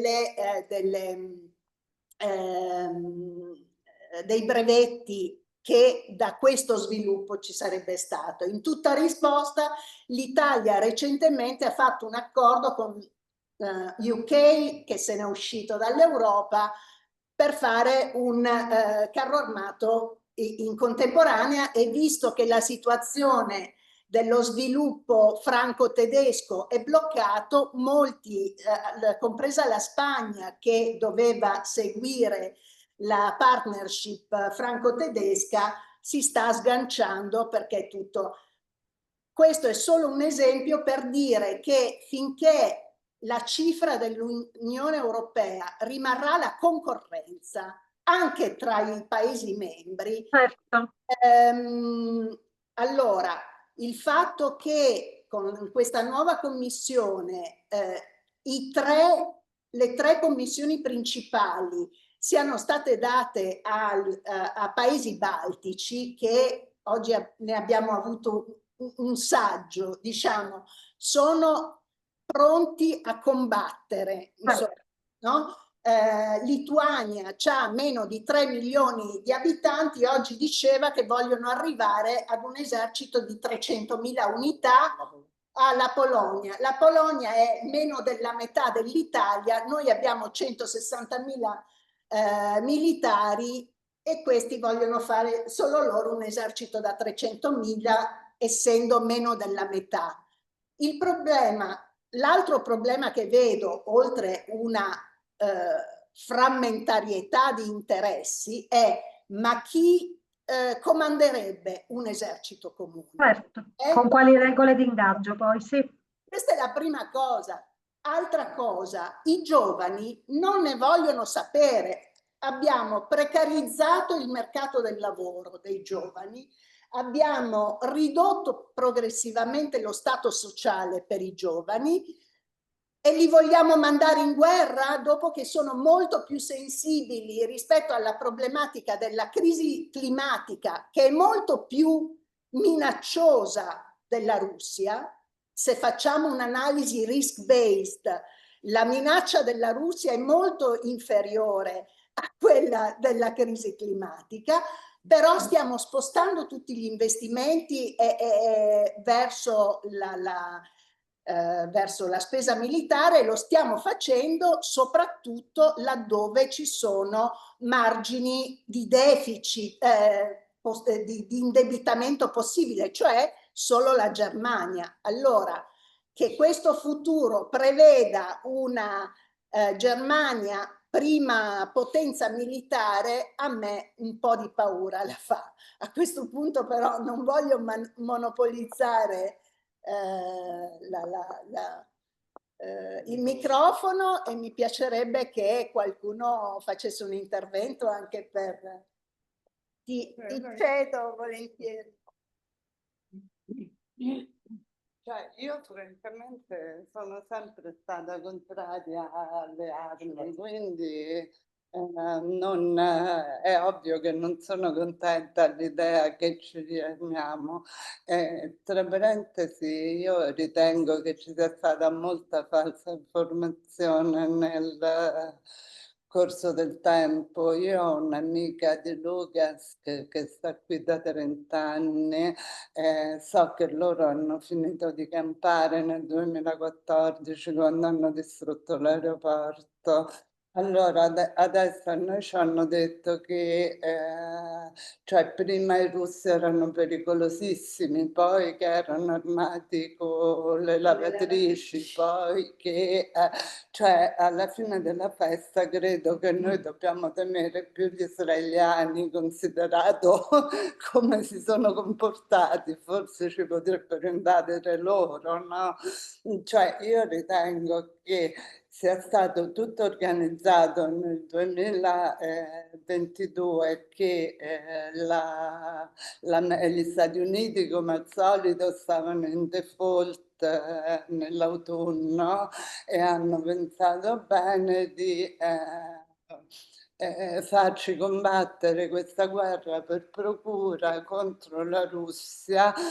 L'Unione Europea non è che ha bloccato, semplicemente l'Unione Europea non può fare altro, perché comunque dipendiamo dagli Stati Uniti e quindi però ecco, l'ultima cosa che mi auguro io è di riarmarci, anche perché se noi possiamo utilizzare quelle risorse per l'istruzione, per la sanità, cioè lei lo sa come soffrono le università, non glielo devo dire io, credo, anche perché poi noi avevamo un'università straordinaria, qui siamo ridotti veramente ecce homo da quel punto di vista, quindi ecco.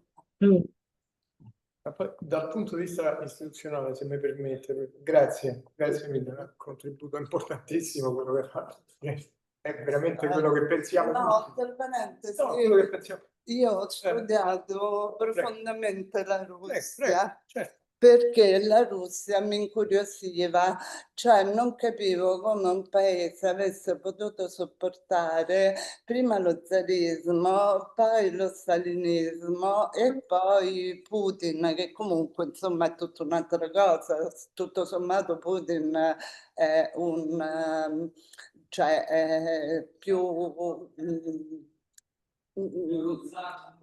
attuale, più, come si dice, portato verso la finanza, gli interessi, queste cose qui, no? Però adesso io credo che lui veramente voglia ricostituire, cioè lui ha visto questa popolazione che soffre e è andato a liberarla. E non sono stupidaggini, perché loro stavano senza acqua, queste sono cose che io so, non possono parlare russo. Zelensky aveva promesso di alleviare queste cose, gli hanno dato il voto pure i filorussi e poi si sono ritrovati in queste condizioni. Cioè io sono convinta che se Putin non fosse andato in Donbass, il Donbass faceva la fine della Palestina. Allora, invece di piangere dopo, forse... Poi ho visto la Finlandia che per aderire alla NATO si è massacrata economicamente perché cioè, prima comunque la Finlandia sopravviveva sulla Russia anche riccamente, adesso paga il PIL alla NATO, è rovinata. In più le nostre armi sono arrivate in Finlandia, per cui le usano i finlandesi, la mafia finlandese, cioè hanno fatto un affare d'oro praticamente. Grazie mille. La questione, le questioni sono molto complicate adesso. Sono complicate. No, ma no, lei l'ha espressa bene la complessità. No, lei l'ha espressa benissimo la complessità. È chiaro che le questioni sono molto complicate, perché se prendiamo la Finlandia non si è parlato di neutralità, io di questo volevo parlare, non sono riuscito, ma la Finlandia ha prosperato durante gli anni in cui è stata neutrale, ma di questo non si tiene conto. Tra l'altro, quando si fa entrare un paese nella NATO, proprio per statuto della NATO, per trattato, questo nuovo ingresso deve rinforzare la sicurezza di tutti i paesi membri che già fanno parte della NATO. Ora mi devono spiegare come aggiungere 1400 km di confine con la Russia aumenta la sicurezza dei paesi NATO. Questo io non lo capisco. Ma per forza, cioè basta avere un po' di buonsenso. Però dal punto di vista istituzionale, alla professoressa volevo chiedere, a me sembra proprio irrealizzabile qualsiasi meccanismo di difesa, perché politica estera e difesa competono agli stati. Ora, noi non siamo riusciti a sciogliere questo nodo. È rimasto confederale, sono gli stati che comandano. Quando si mettono... Allora, il Rearm Europe, che adesso si chiama Readiness, cioè dobbiamo essere pronti, benissimo. Va bene. Tra 5 Tra 5 anni. Ma a parte... Esatto, ma a parte il tempo, ma poi voglio dire, se uno Stato ti dice no, tu che gli fai? La procedura di infrazione? No, non la puoi fare. No, bisognerebbe eliminare l'unanimità, bisognerebbe applicare, quindi modificare il trattato Per forza. in modo, certo, in modo da introdurre la maggioranza qualificata, comunque rimuovere l'unanimità. Qualsiasi procedura all'unanimità mantiene una politica come eminentemente intergovernativa. L'unanimità è questo. Esatto, però lei mi insegna che per rimuovere l'unanimità bisogna modificare i trattati e per modificare i trattati ci vuole l'unanimità. Sì, però Sì. quando si è voluto farlo per ragioni finanziarie, il meccanismo europeo di stabilità, insomma, quando gli stati forse hanno avuto, non so, più interessi, si sono sentiti più coinvolti, l'hanno fatto anche perché comunque ci sono modi anche snelli, diciamo, di modificare, sempre con l'unanimità è chiaro, ma di modificare i trattati, cioè anche per esempio redigendo un mini trattato che poi diventi parte, come dire, che vada a integrare i trattati esistenti, cioè queste sono poi le norme e le regole sul diritto internazionale in materia di stipulazione dei trattati, i modi ci sono. Il punto, come diceva giustamente, che la procedura di votazione è sempre all'unanimità. È l'unanimità che bisognerebbe alleggerire. Ma questo è un argomento che viene spesso, anche ben prima della guerra del 2022, perché non si riesce a far fare, non si riusciva neanche prima a far fare lo scatto in avanti alla pesca e alla PESD.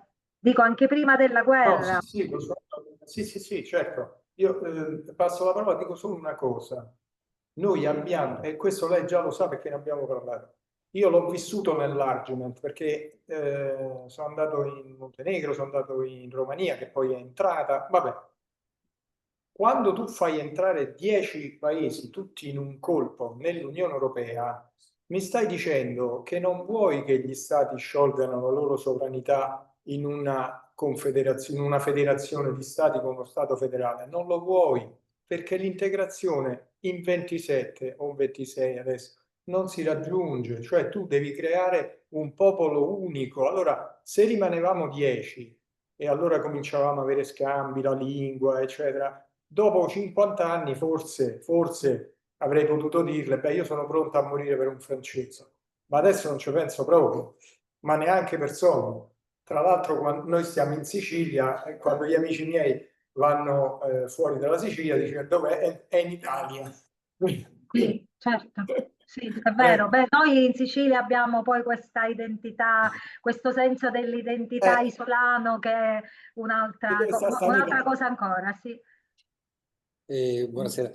Non vorrei distogliere diciamo, dall'approccio che si è seguito in questo convegno, però perché ognuno dà un punto di vista. Generalmente, visto il diritto, si parlava di economia. Io lavoravo, sono ingegnere, lavoravo nel settore dell'energia.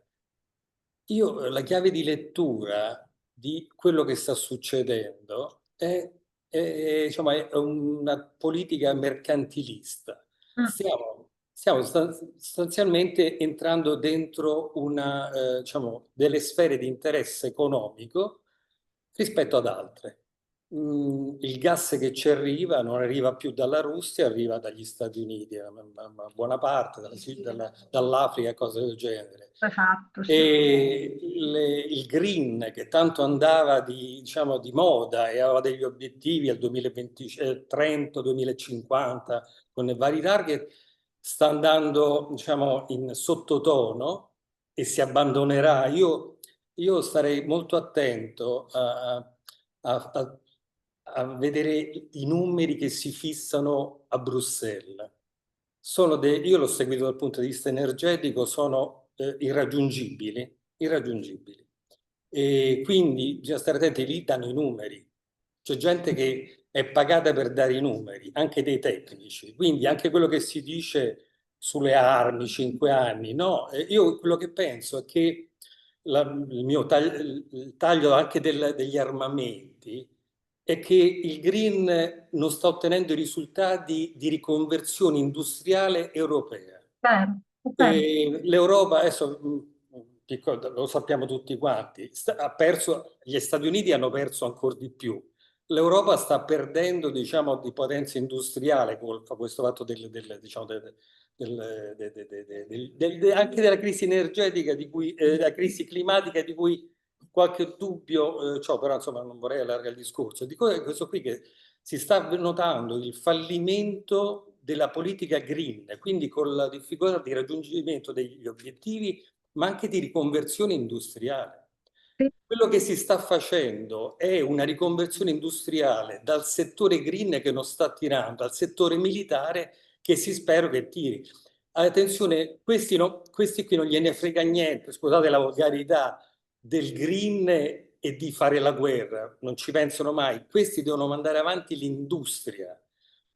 In Trump è evidente, cioè, è un mercante, un agente di vendita, insomma, ma anche l'Unione Europea è questa qui. Per cui mi dispiace a volte questi pretesti tribali. Oggi adesso mi dispiace, non voglio offendere nessuno, ma la tribù, però questi qui sono tribù che si combattono storicamente perché uno fa parte di una cultura.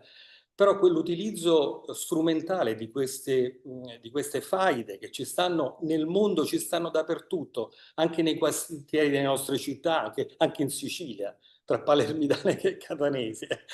per cui se uno vuole alimentare questo qui per creare il problema, diciamo, e modificare le politiche, ripeto, è evidente con il gas. Penso che anche i più disattenti si sapeva benissimo come funzionavano le cose, insomma, per cui che è successo in alcuni ambienti era evidente che sarebbe successo, che il Nord Stream 2 non sarebbe mai partito, insomma. Quindi una cosa è appunto una chiave di lettura differente, nel senso che qui il mondo occidentale soprattutto, ma anche quello orientale, va avanti con l'economia, quindi la riconversione, l'indirizzare la politica in una certa maniera e anche diciamo, le decisioni, diciamo, internazionali sono in funzione di questa logica di sopravvivenza, perché diciamo, si sta spostando l'asse politico dall'Occidente all'Oriente. Quindi queste qui sono delle controreazioni, questa è una mia opinione, sono controreazioni a resistere a questo fatale,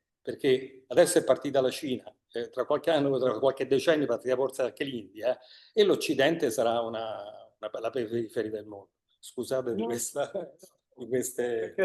digressione. No, è una cosa importante. Professoressa, vuole reagire in qualche modo? Sì, sì, no, allora sono assolutamente d'accordo con quello che ha detto chi è intervenuto, perché proprio sono convintissima che sia così, come ha detto. Io allora, col lavoro che faccio, io ovviamente i destinatari del mio lavoro quotidiano sono giovani. La generazione più giovane, quella che diciamo è la generazione Z e la generazione Alfa, è cresciuta, diciamo quella chiaramente più istruita, più sensibilizzata, è cresciuta molto con, come diceva poc'anzi chi è intervenuta prima, con la sensibilità alle questioni climatiche, il rispetto dell'ambiente, non solo il risparmio energetico, il rispetto dell'ambiente in tutte le sue forme, il rispetto degli animali, tutto sommato mi sento di dire anche il rispetto dell'individuo, in maniera, come dire, estensiva. Sicuramente l'economia domina e orienta la politica in maniera netta, ma anche perché l'economia non è più diretta, diciamo così, dagli stati, ma da corporations, da grossi gruppi finanziari che non sono più i vecchi stati come si era abituati una volta. Cosa voglio dire? Che dico una cosa che può sembrare sentimentale, ma vi assicuro che non lo è. Io penso che noi abbiamo, pur consapevoli, perché noi dobbiamo essere nella nostra generazione pragmatici, però il nostro pragmatismo non deve, a mio avviso, ma diciamo io faccio in qualche modo l'educatore, no? Col lavoro che faccio, instillare nell'ultima generazione un senso di disfatta, un senso di cinismo, un senso del tutto è perduto. Cioè noi ai giovani, penso, abbiamo l'obbligo di dare un messaggio costruttivo, credo, ripeto, non vuole essere non sono per niente sentimentale, tra l'altro, proprio non lo sono per natura, ma io credo che sia un nostro obbligo quello di costruire le fondamenta delle generazioni ultima, per ultima intendo, per capirci, quelli che sono all'università in questo momento, no? Quindi diciamo dai 19 ai 26, 27, 28 anni. Penso che glielo dobbiamo di dare loro perlomeno di indicare loro perlomeno il dover essere, come dovrebbe andare il mondo. Poi è governato dall'economia e non abbiamo dubbi. Il Green Deal sta fallendo miseramente, eppure abbiamo in Europa, eppure abbiamo un'agenda ONU sugli obiettivi di sviluppo sostenibile che è man mano sempre più dettagliata, articolata, sempre più attenta a quello che accade nella realtà. Quindi io penso che noi dobbiamo essere pragmatici, ma al tempo stesso avere sempre a mente il dover essere. Questo, diciamo, pensando alla comunità internazionale, ma è la mia prospettiva. Io non posso avere una prospettiva nazionale, non ci riesco. Posso considerare solo la comunità internazionale nel suo insieme. Una cosa, poi se ci sono interventi, no, quello che volevo dire io è questo. Sì. Sì. Che entro le 20 dobbiamo finire, certo, sì, no, finiremo. Sì, no, chiuderemo. No, brevissimamente. Ora, questa gente, e qua non è dispregiativo, dico, questi popoli, queste nazioni dell'est europeo, l'abbiamo voluti e mo ci dobbiamo parlare, c'è niente da fare, ci dobbiamo parlare. Questi hanno paura, ma hanno non solo paura, hanno l'esigenza di un intervento urgente, cioè questi percepiscono il rischio e percepiscono un rischio immanente. Noi con questi ci dobbiamo prima parlare, Baranova, sì. La figlia di Thomas che si fa prendere dal panico perché sente la sirena. Non possiamo scherzare con queste cose, con questi ci dobbiamo parlare, perché altrimenti non ha senso stare nell'Unione Europea, secondo me non ce l'ha, insomma, lo perde ancora di più, insomma. Sì, vabbè, ormai si sa, lo dico sempre, però no, non dare a loro, no, è chiaro, esatto, la follia di mettere a capo di queste tre sottocommissioni, insomma, vabbè, quello sull'economia è quello che ha più potere perché è Dombrovskis, questo tra virgolette ci secca, usiamo un termine elegante, in tutti i modi possibili. Gli altri due contano quanto, insomma, due La Callas sta dettando l'agenda. Sì, la Callas detta l'agenda, però insomma c'è anche parecchio. Sì, esatto, sì. Sì, una telefonata costa molto meno del 5% del PIB. Certo, però diciamo che voglio stendere il braccio perché deve andare avanti la macchina, non si può fermare. Sì, ma però perché la guerra, ci sono studi che hanno verificato empiricamente in 150 anni di storia che le guerre portano depressione nei 5 anni successivi e inflazione alle stelle nei 5 anni successivi. A me sembra che l'ortodossia neoliberale dell'economia europea, che vieta gli interventi pubblici in generale nell'economia, adesso ha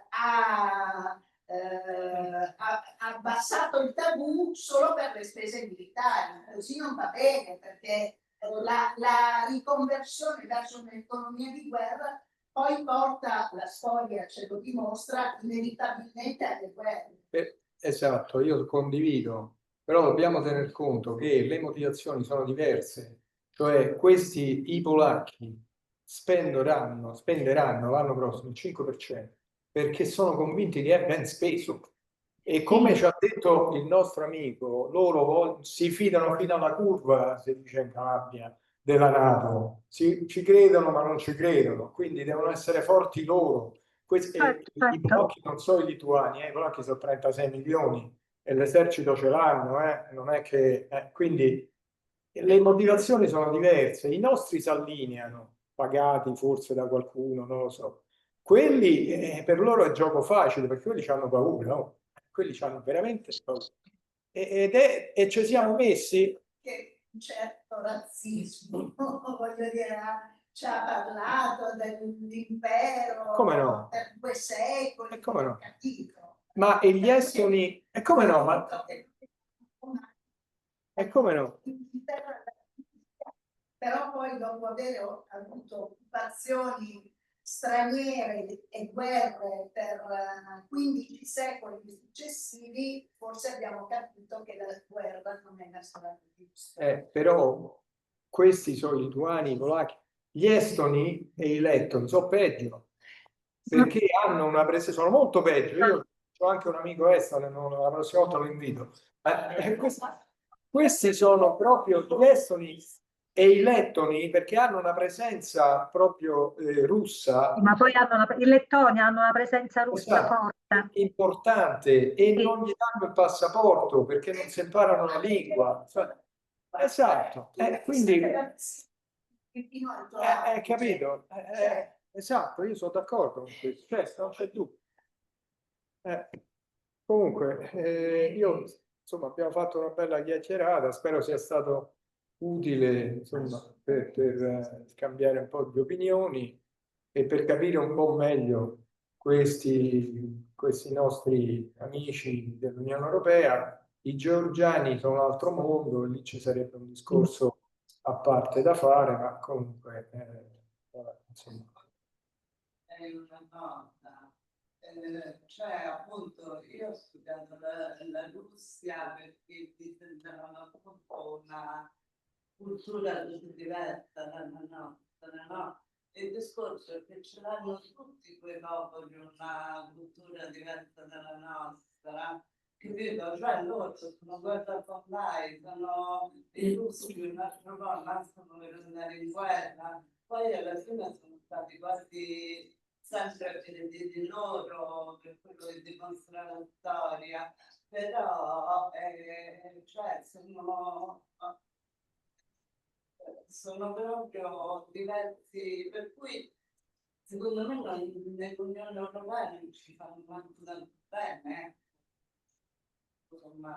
Cioè Tasker ha detto che i giovani si devono preparare ad andare in guerra, è ovvio che molti di rispondere perché la per quello, no? Infatti. Però io non ho polemizzato con l'amico, ma insomma le statistiche, le ricerche, che ho survey, come si dice? Vabbè, le survey, vabbè, insomma, le ricerche che hanno fatto non dimostrano che i polacchi sono pronti ad andare in guerra, specialmente i giovani. Lui dice vogliamo 300.000 soldati professionisti, ma non stanno riuscendo a rispettare il programma che si sono dati. Non ci stanno. Poi il bilancio. L'altro elemento che sembrava fuori dalla loro prospettiva è il fatto che loro pensano ai carri armatini e ai soldati, ma la Russia nell'ultimo mese ha sperimentato un vettore nucleare che, cioè, con autonomia per 14.000 chilometri, un altro sottomarino a propensione nucleare più piccolo di 100 volte rispetto a quelli esistenti, che potrebbe non essere intercettato dagli attuali sistemi, e dovrebbero tenere presente che la dottrina russa prevede che in caso di minaccia alla sicurezza nazionale, questi il loro arsenale nucleare, che è il primo al mondo, lo usano. Quindi noi possiamo pure coscrivere 1 milione di soldati in Europa, ma il rischio è che la risposta sia di altro tipo, non di guerra convenzionale. E anche questo mi sembrava un elemento che era completamente fuori dalla discussione oggi. Sì, ma io la differenza di mentalità l'ho sperimentata proprio sul campo, non solo con loro, ma anche con gli europei dell'est, diciamo, no? Quando sono entrati i rumeni, i bulgari. E io trovavo grande difficoltà, perché essendo un giurista indegnamente, ma insomma, parlare col collega bulgaro non era mica facile. Cioè, io col tedesco ci parlavo, ci capivamo, col francese pure, ma col bulgaro e il rumeno era colletto e ne lasciamo perdere. Quindi, non so, capite bene. Va bene, io direi che possiamo anche chiudere, professoressa, io la ringrazio molto. Io ringrazio voi, mi ha fatto molto piacere, è stato un bellissimo convegno, anche Ci perché... vedremo a Catania, le darò gli orari degli interventi. La Va ringrazio, bene. sempre un Sì. piacere. Grazie a voi, Grazie. saluti al pubblico e buona serata. Grazie, Arrivederci, grazie. Allora, non chiudere No. perché... Sì, ok. Perché non ho capito se viene salvato qua. Io non ho toccato. Ah no, Io non ho toccato, è lei che si è sconnessa. Lei si è sconnessa, Sì, speriamo se che... sta Sì, registrando. ok, noi lo lasciamo così. Accomodiamoci con la preghiera però di uscire dal meeting per l'evento, perché c'è una persona che se no perde il treno e non lo perde. Sì.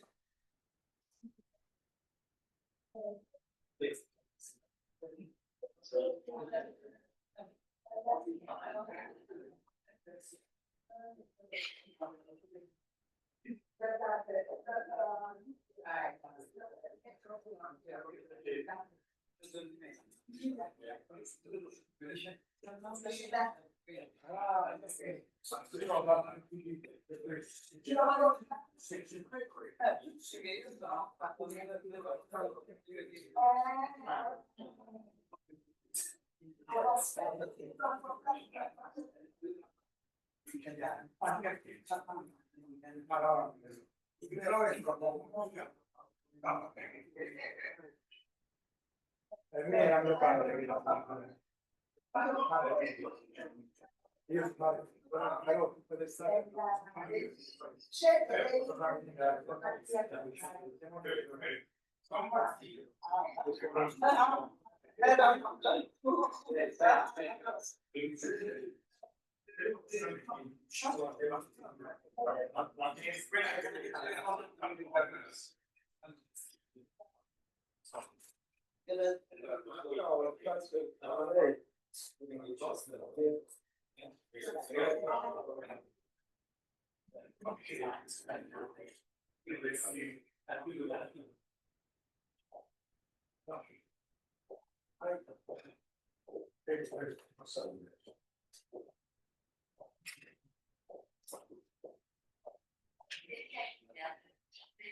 leggi nelle 17 e 19. È chiamato a cellulare senza lasciare il messaggio. Messaggio Gmail da Salesforce Insider. Valori da Transparency Faletti. Scrivere da oggi o Vegas digitale Insider.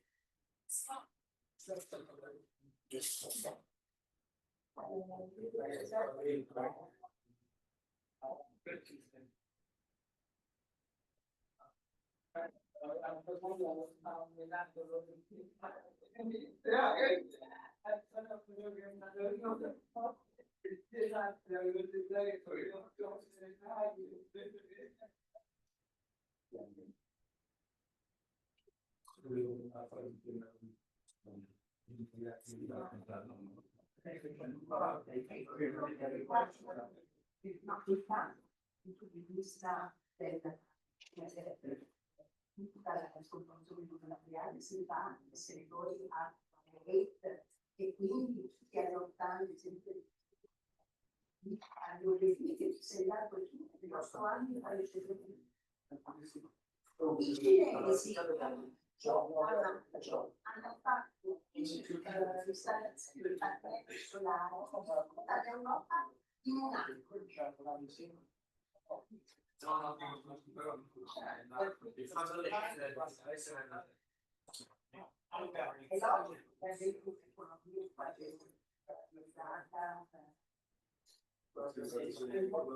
anno. A direzionare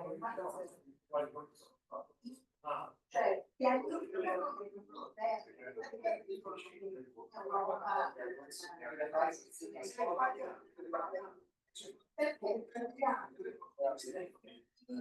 quella risposta che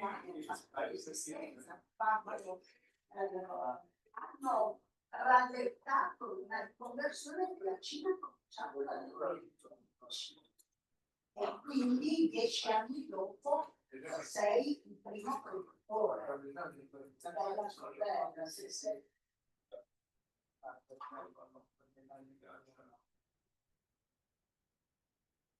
No, guarda, la prima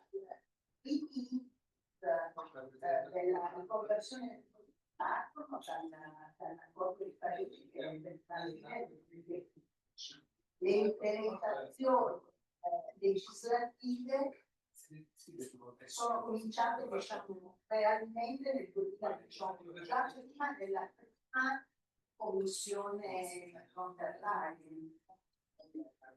Quindi e chiamare 8-9 anni di legislazione.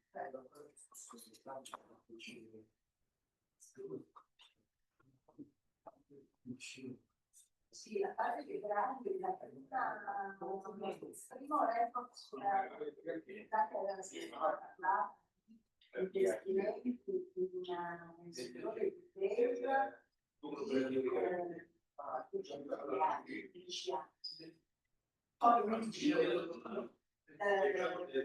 sui mesi cioè sono qua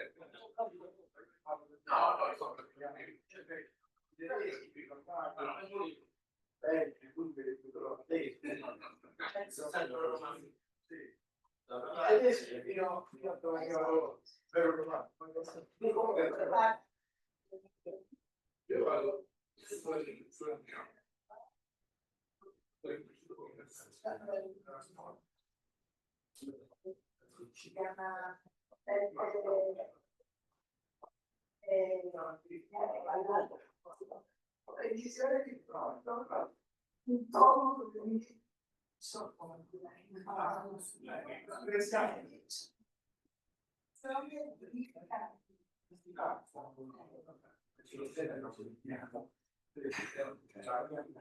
allora facciamo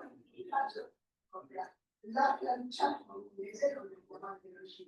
perché secondo me devono cominciare a vedere anche altre cose, cioè questi sono proprio legati all'impero del 1600.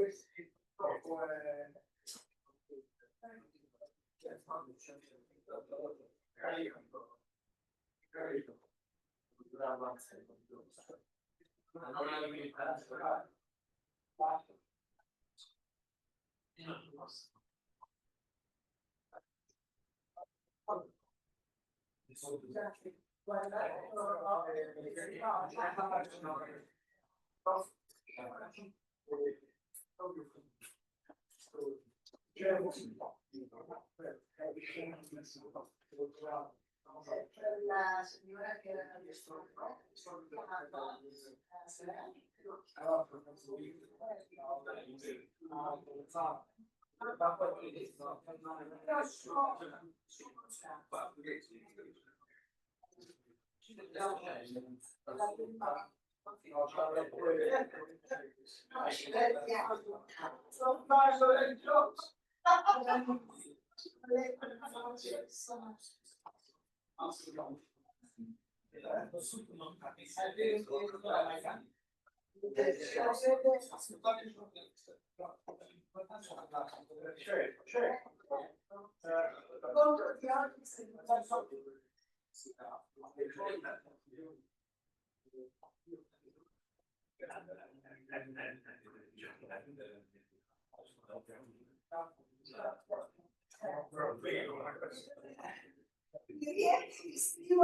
ci sta dietro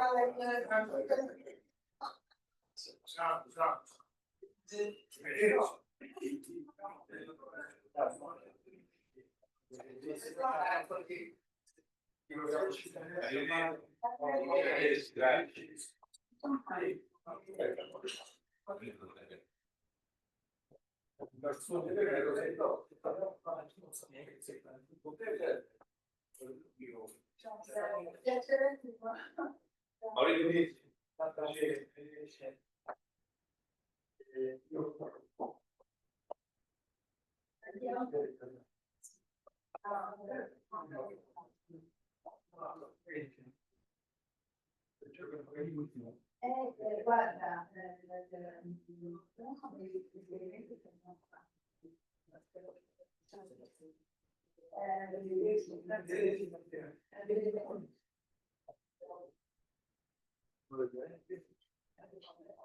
dobbiamo facilitare, scusate, ma se volete ricordare qualcosa, ma perché c'è una persona che perde un treno, scusate, vorrei essere cauta. Io qua lascerei tutto scelto.